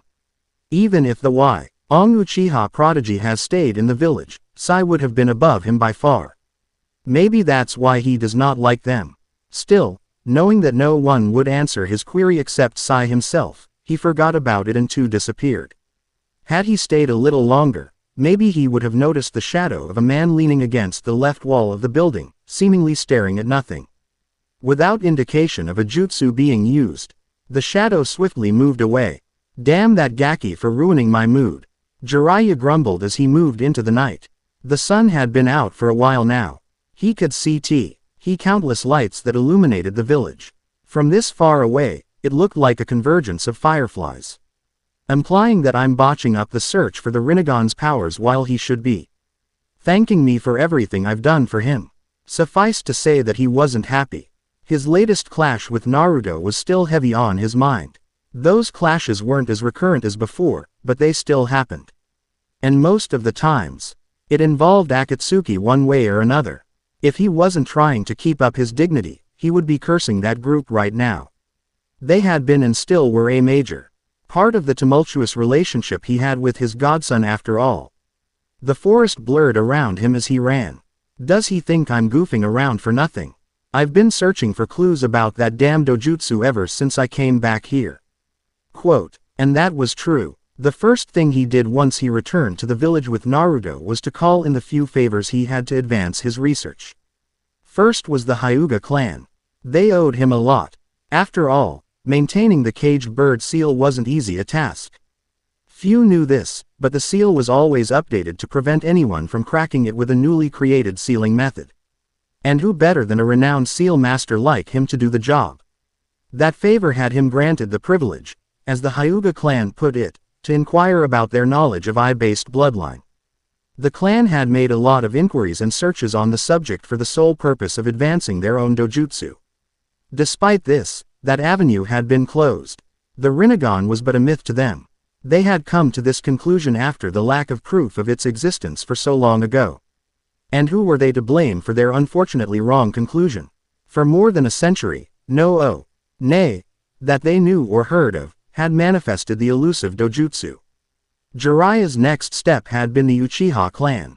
Unfortunately, no member of the clan was alive or aligned to Konoha these days. This forced him to resort to the only option left, breaking into the Uchiha compound. A task that turned out to be easier than expected. This had happened 2 days ago, on the same day he came back to the village. He had combed through the clan housings until nothing was left unturned. And to his great pleasure, he had scored gold. While searching the Naka shrine, he had spotted a sealing formula on one of the mats in the main hall. The design of the seal was that of the Sharingan in the middle and several seal formulas surrounding it. Intrigued by it, he immediately studied the seal in order to decipher it. After a while, and finding nothing, he left the shrine, leaving behind a clone of his to continue the analysis. That had been 2 days ago. Now he was going back there because his clone had finally decoded the formula. At last he slowed down and stopped just in front of the shrine in question. The only light in the area was that of the moon.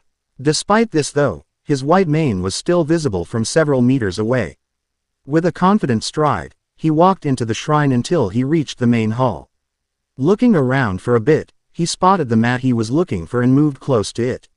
From his clone analysis, the mat was in fact a rather large block of dense earth. The block was obstructing a tunnel that led somewhere deeper in the ground, though he had no idea where. The Ling formula on the block was a real piece of work. It countered any possible method to reach the tunnel except the one that was sealed by the block. He had tried to move underground to reach the tunnel, but somehow he always found himself back where he started, as if he was circling around.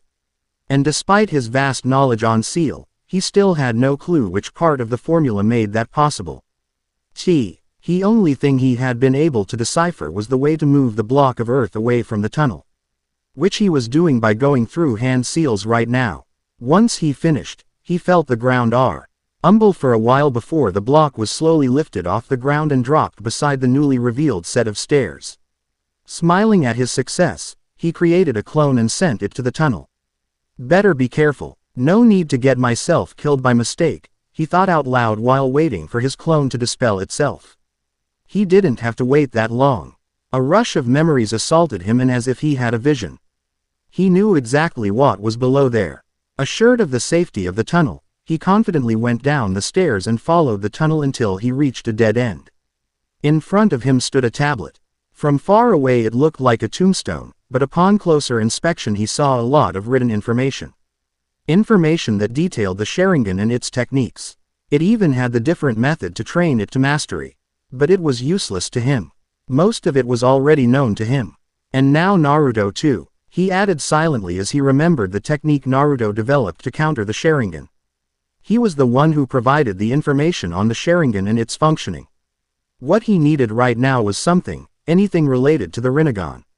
He needed to know what powers was granted to its user. The only things about it he knew for certain was that its user gained affinity for all elemental chakra and the extremely dangerous power over gravity. That last one was learned during Naruto and Yahiko confrontation. What a terrifying power it is. Only thinking about that confrontation made him shudder in fright. He wasn't easily frightened by ninja techniques. After all, he had witnessed so many already. But the power of that one technique had been horrible. With 2 words, that boy ended that battle and everything around him. He would forever remember those words that invoked hell upon earth. Shinra Tensei. Focusing once again on his surroundings, he sighed in frustration. Another avenue closed before his eyes and his chances of finding anything about the Rinnegan dropped even further. Turning on his feet, he moved back to the secret entrance when, out of the corner of his eyes, he saw something glistening. Stopping dead on track, he shifted again, and closed the gap between him and the tombstone. Trying to find whatever light show he saw was about, he examined the stone once more, trying everything he could think of to pry whatever secrets it was hiding. But to no avail. Damn it. Cursing his bad luck, he backed up once again, but this time still facing the tombstone, hoping for something to happen. There again, he exclaimed at around 5 feet from the stone. That soft light appeared again. Could it be? The last part was muttered. The hope in his voice clear as day. He had an idea of what could cause that show. Without wasting any time, he took out his ink and brush. Then started designing a sealing formula he was very familiar with. Before long his task was over. The final design was that of a pentagram with sealing scripts at each corner. Inspecting his work one more time, he smiled, satisfied that he couldn't detect any mistakes in the seal. He rummaged through his breast pocket and retrieved a blank scroll that he put on the middle of the seal formula. Then he channeled his chakra to the seal, activating it. The pentagram was illuminated with a bright red light that seemed to encompass the room. As if by magic, the seal formula was replicated in each wall of the piece, thus increasing the light show. Few minutes later, the light show ended, leaving Jiraiya to observe the result of his technique. And he wasn't disappointed when on the tombstone, a complex-looking seal appeared. Victory. I'm really good at what I do. Jiraiya grinned from ear to ear, praising himself from another job well done. The seal he had used was one that had been invented during the Third Shinobi World War by his own student no less. In a nutshell, it revealed every seal present in an area. Of course there were methods to fool this technique, but it was never publicly revealed, so no one out there knew of its existence. The sealing arts, although very difficult to change, were nonetheless prone to evolution, especially in the face of annihilation. If this technique was revealed, ninjas out there wouldn't rest until they found a way around it. It was just too much of a security risk after all.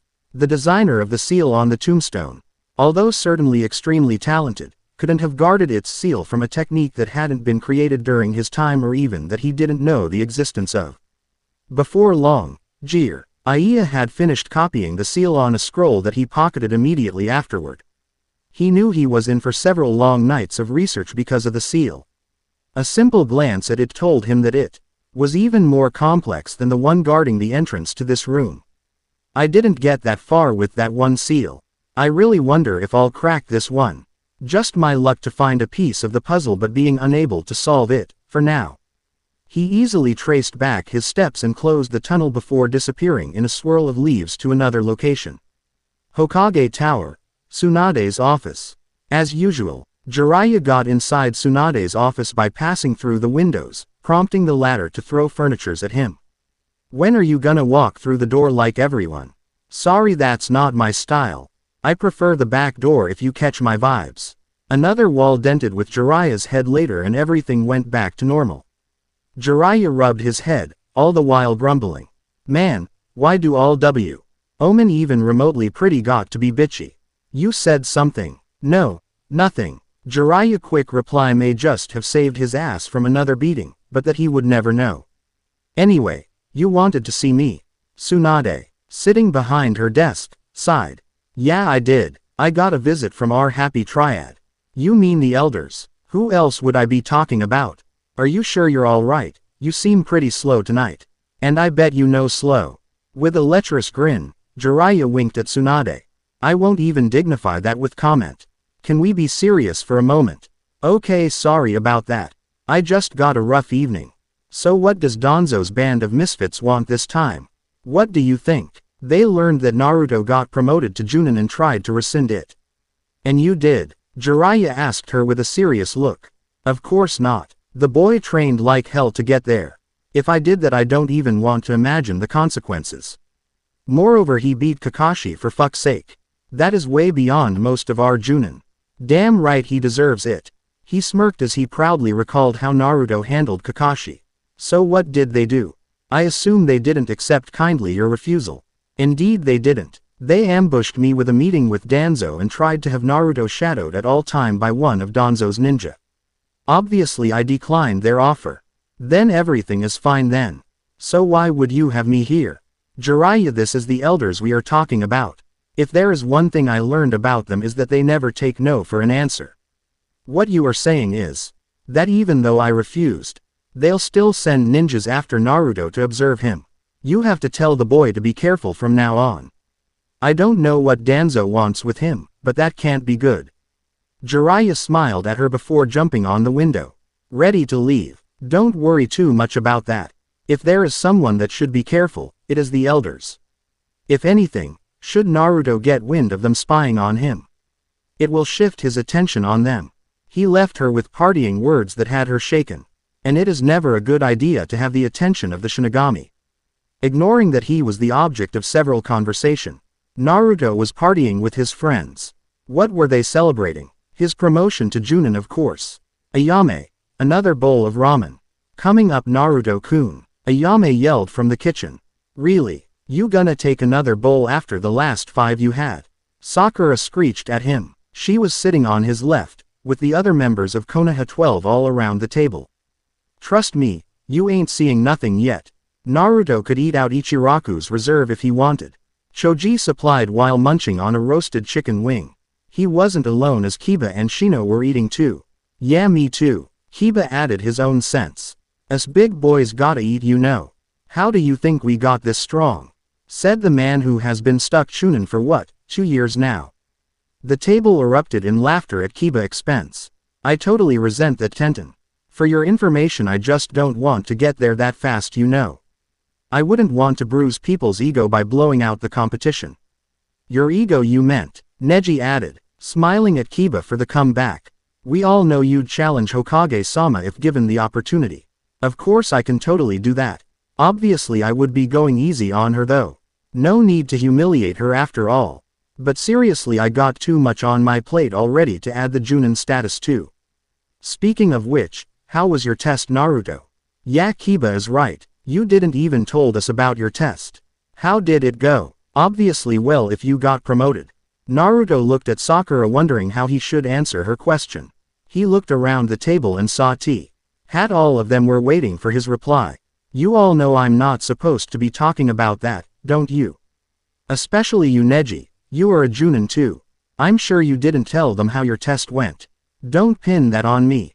I wasn't asked this question, so we are not on the same boat. Neji smirked as he put back the attention on Naruto, who looked at him in fake betrayal. How could you? Ought we helped each other between fellow Junins? Are you saying all that speech they gave us about helping each other out after the exams was nonsense? I never got that speech, so I wouldn't know. Liar. Naruto jumped out of his chair with an accusing finger pointed toward Neji, who just smiled innocently. You got no proof. I sure as hell don't need one. I call bullshit when I see it. Don't care. Bullshit. Don't care. Bullshit. Don't. Shut the fuck up, you two. Silence descended on the table as an enraged Sakura slammed her hand on the table, not unlike an angry Tsunade. Geez, she's like a mini Tsunade. I feel sorry for her future husband. Kiba muttered. Unfortunately, his voice wasn't low enough. What did you say? Nothing. Oh god, nothing. I swear. Everyone is having fun, I see. A drawl coming from the stand entrance was heard. As one they looked at the speaker, only to see Shikamaru move the curtain away. Behind him, an irritated Tamari followed. Shikamaru, you are late. We started without you. Hope you are not mad. I was just too hungry to wait. Naruto offered, smiling. Despite his mouth full of food, he still managed to talk audibly. No worries. We had things to do on our side. That is why we were late. Anyway, I heard you got promoted. Congratulations. Shikamaru replied while providing a chair for Tamari to sit, then following after. Thanks, man. At least one of us is happy about that. The others just want to know how it went, while Kiba is jealous I got there first. The massive grin on Naruto's face said just how much fun he was having, especially at Kiba's expense. That's just a title. You got nothing on me. Kiba crossed his arm as if to make a point. I can take you when I want. Dream on. Really? You're gonna make us beg you to tell us how your test went? Sakura, having enough, finally snapped at Naruto. Okay, no need to get all angry at me. I got to fight against Kakashi-sensei. Naruto finally answered. They were for several seconds waiting for him to elaborate and tell them how the fight went, but he wasn't forthcoming. That's it. You fought Kakashi, then what? What happened? Who won? You told us nothing, man. Iba grumbled, expressing the feeling of all on the table. That's all I can say. You all know that Junin examination is confidential. Even if I wanted, I couldn't tell you more than that. Neji knows that. Why am I the only one being questioned? Because you're the only one we didn't see for a while. Logically, we got curious about your level. For the first time Shino talked, and it sounded really strange for him to speak for so long. Still, Naruto could tell that they were really anxious to know about his training. Trust me, he got plenty strong. Temari's voice was like a sharp knife. It cut through and brought silence to the table. Of course, everyone looked at her in wonder, wondering what she knew that they didn't. Unless they were mistaken, Naruto didn't meet with the Sand Junin for just as long. So how would she know about that? Though the look she sent Naruto definitely wasn't friendly. They looked back at Naruto, who didn't seem to care and kept eating his ramen. Sorry, is there a story between both of you? Kiba couldn't help but ask, smirking perversely. Offended, Temari looked at Kiba with a scowl on her otherwise nice figure. Why would I want to be anywhere near that asshole? The members of Konoha 12 looked at Temari as if she had lost her mind. They knew Naruto was often annoying with his ramblings, but an asshole, that was a first. They looked insistently at Naruto, wondering if he would defend himself, but the newly made Junin didn't even bat an eyelash. Shikamaru looked at the two in silent contemplation. Maybe I wasn't dreaming when I saw her look at him with contempt yesterday after all. This is so troublesome. Why are you saying that, Temari-san? Sakura asked softly. Why don't you ask him? I'm sure he has lot to tell you. Oh, I forgot he didn't tell any of you shit about his training. Don't you all wanna know what he did during that time? This time, Naruto stopped eating and laid the chopsticks on the table. Gone was the fun-loving Naruto. In his stead was a serious-looking Junin, someone Sakura was quickly becoming accustomed to. Though the act didn't intimidate Temari in the slightest. What are you looking at? You think that scares me? I got news for you. I grew up with Gaara and his look was way meaner than yours. Temari, I think you should calm down. Shikamaru offered. He didn't want to intervene, but he concluded that if things went too far, it would be even more troublesome. But that wouldn't work. Temari had just too much on her plate. She had been repressing those feelings for so long that she just couldn't anymore. If she didn't found an outlet for it, she didn't know what would happen. Trust me, Shikamaru, I'm calm right now. If I wasn't, I wouldn't be fucking speaking. I'd tear that egoistical asshole a new one. Oh shit. Things just got real. Kiba shouted. Sakura looked at Naruto again and yelled at him. Naruto, aren't you gonna say something? What do you think he's gonna say? Do you think he will apologize now for what he did when all this time he said nothing? What are you talking about? You are accusing him of something we know nothing about. Do you think we are gonna take that lying down without defending him? Sakura finally snapped at Temari, having enough of her badmouthing him. You would defend that trash, wouldn't you? Go ahead, do just that. But if you think I'm gonna stop because of that, you got another thing coming. Temari shot back before gazing at Naruto once again. Why don't you tell them how close you came to break the pact between Suna and Konoha? I'm sure they all want to hear that. The sound of shattering glasses filled the peace. With shocked gasps, everyone turned around and looked at Naruto for more information. They couldn't believe what was just happening. Naruto, the boy who always proclaimed his desire to be Hokage, had come close to jeopardizing their safety. This was just too much. Naruto, Choji softly questioned him, hoping beyond hope that everything that was said was false or that there was an explanation to this. Yeah, Naruto, tell them. Temari venomously added. Tell them what you tried to do to Gaara. Tell them how you tried to rip. Enough. Naruto's voice startled everyone. It wasn't that he was angry or something. Despite the increase in his voice's volume, no emotions was felt. That is what surprised them. Suddenly an unnatural pressure filled the peace. One by one, the Konoha 12, including Tamari, were forced to sit on their chair. The pressure was just too much to bear. Looking at their surrounding, they got the feeling that the stand was shaking, frightening them even further. What the fuck is that? Was on their mind. They knew the pressure came from Naruto, but they couldn't understand how or what it was. The look Naruto gave Tamari sent chills up her spine. She knew just who Naruto was. She knew that he could kill her if he wanted, but for a short lapse of time she forgot all about that. She forgot that man before her wasn't quite like the boy Gaara had admired at one point. This man was the Shinigami. Whenever he took a mission, everyone involved in it that he found guilty were swiftly terminated. You seem to think that your opinion and your childish behavior matter to me. Maybe I gave you the wrong signals. Or maybe I somehow made you think that you were entitled to talking to me like that. But whatever impression you got off me, you better forget about it, and fast. The pressure in the room didn't seem to wane. If anything, it just increased.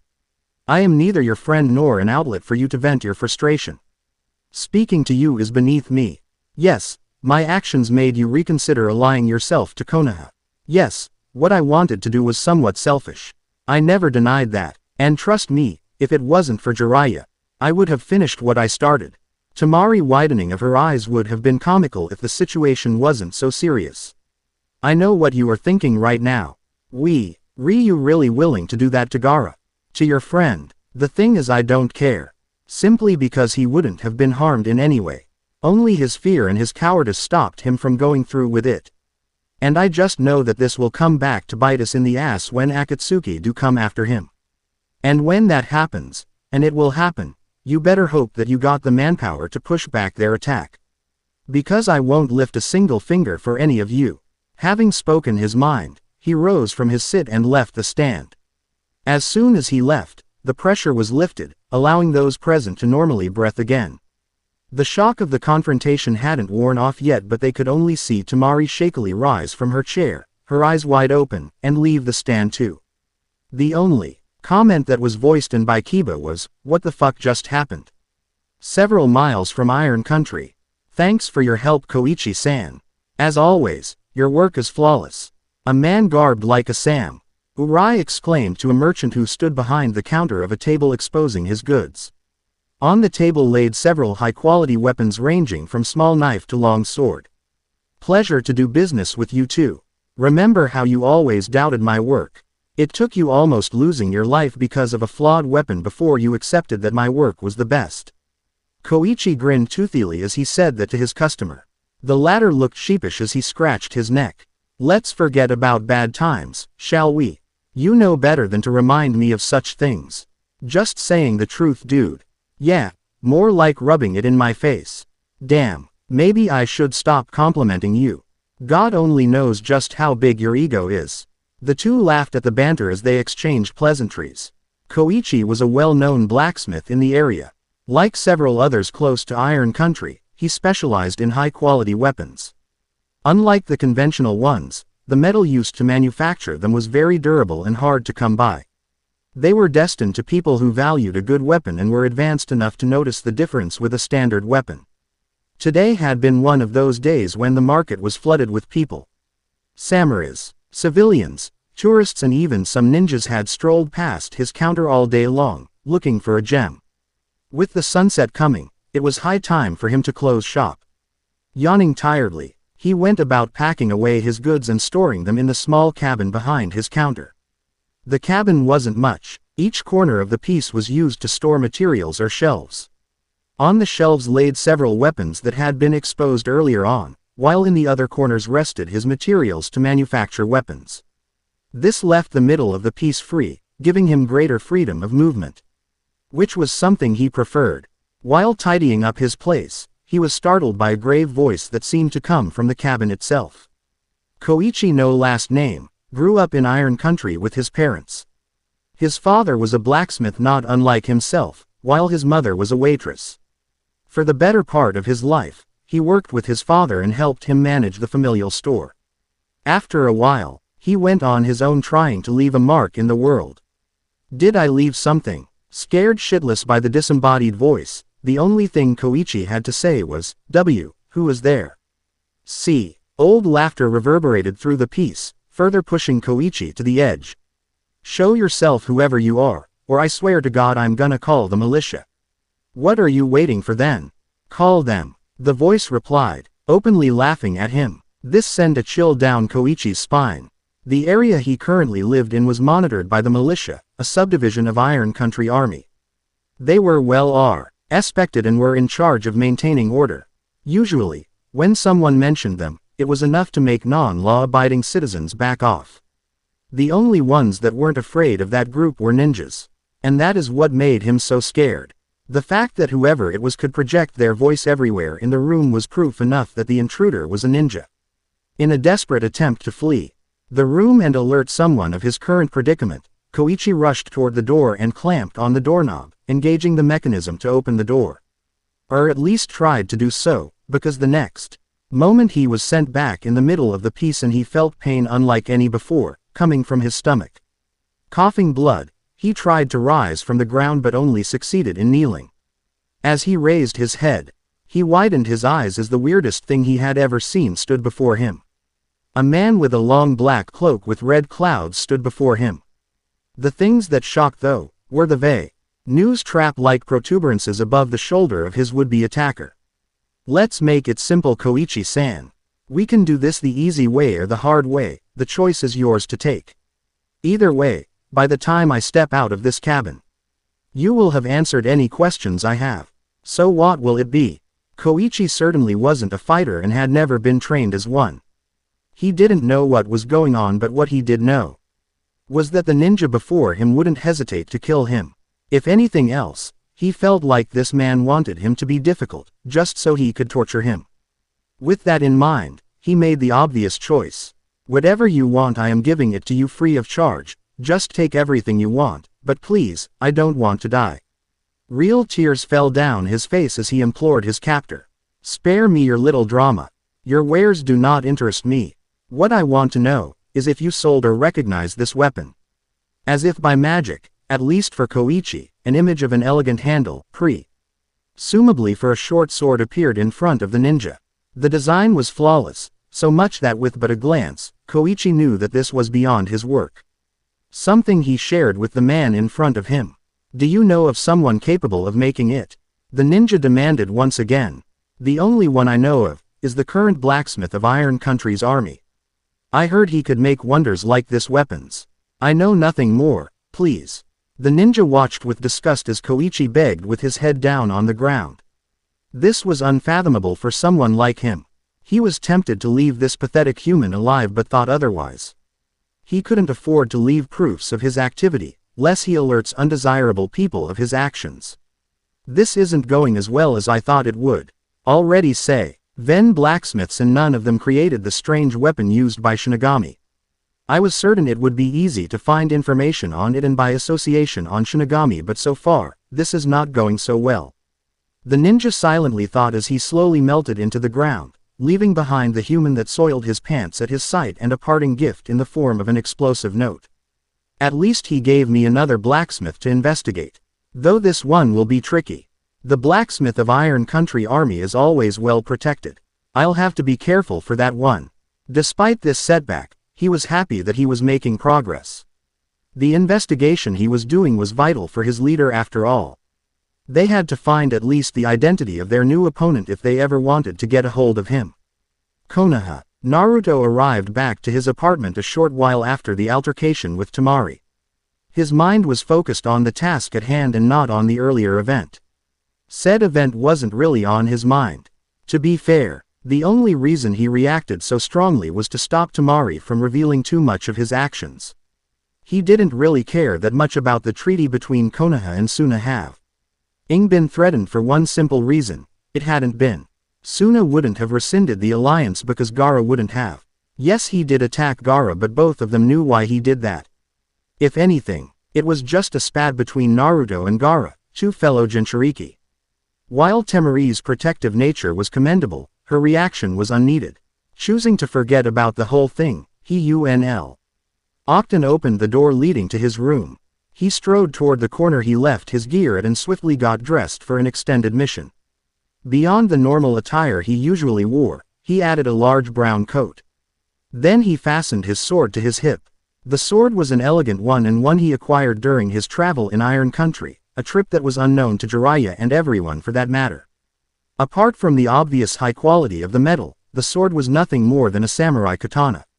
The blade was about 2.5 feet long and 2 inches high. The hilt was of simple design as well, with a black material covering it to increase the adherence. The guard though was another matter.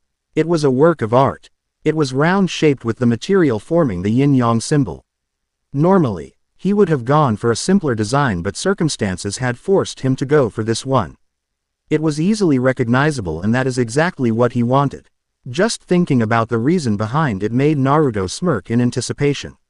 Finally ready and having done a double check of all his gear, he positioned himself in the middle of the room and took several calming breaths.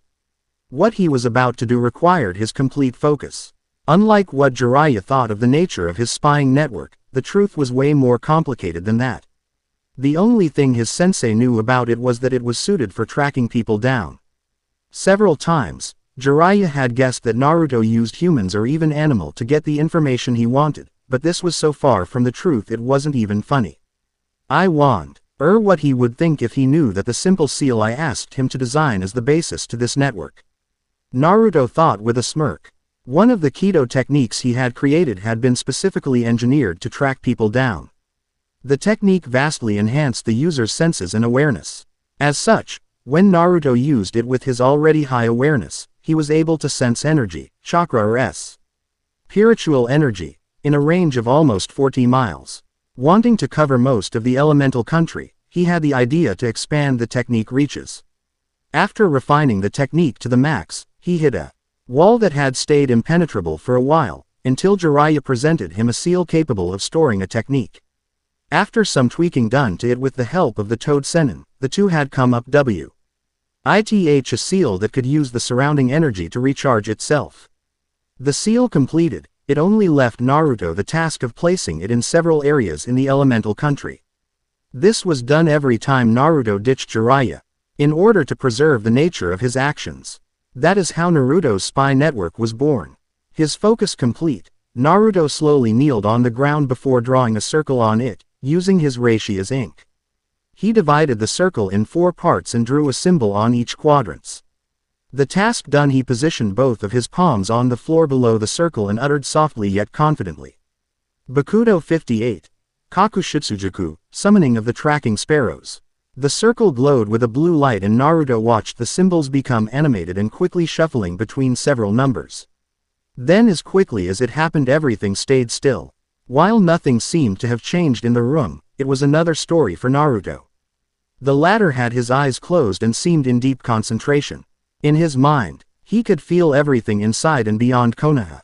Everything possessing an energy was known to him, no matter how hidden it was to the world. It gave him a sense of euphoria. So strong he had the feeling he could lost himself in it if he wasn't used to it by now. He quickly sensed one of the seal used for his network and remotely activated it, thereby doubling his range. He did the same for every seal he could feel, but specifically in the direction of water country where he knew the Biju energy he had sensed was. In his mind, it looked like a darkened map of the world was slowly but surely illuminated. He could activate all the seals of the network, but it took too much of his concentration to do so. So he preferred to focus on a particular area. Once the technique was fully activated, he searched for the particular energy emitted by a Biju and as expected, found nothing. Though he did found once again the energy that drew his attention a few days earlier. It belonged to a young boy and seemed very close to that of a Biju. He didn't know how that was possible, as he knew for a fact that the boy wasn't a Jinchuriki, being familiar to the energy signature emitted by those. Nonetheless, this required an investigation. He was surprised though when, unlike the first time he sensed the energy, he felt 7 energy signatures close by the boy. Although he recognized none of them, 2 of them had the chakra level of an A-rank ninja. Having all the information he needed, he shut down the network and took several deep breaths to regain his composure. This technique is really demanding, he muttered between breaths. Time to go hunting it seems, he finally said. Rising from his kneeling position, he raised his hand above his head as a long white piece of cloth spun around him until it tightly coiled around his whole body. With a white flash, Naruto vanished from his apartment, leaving nothing behind. Only the words Senten Hakuja were left echoing in the peace. The end. Remember to subscribe and like this video. See you in the next video.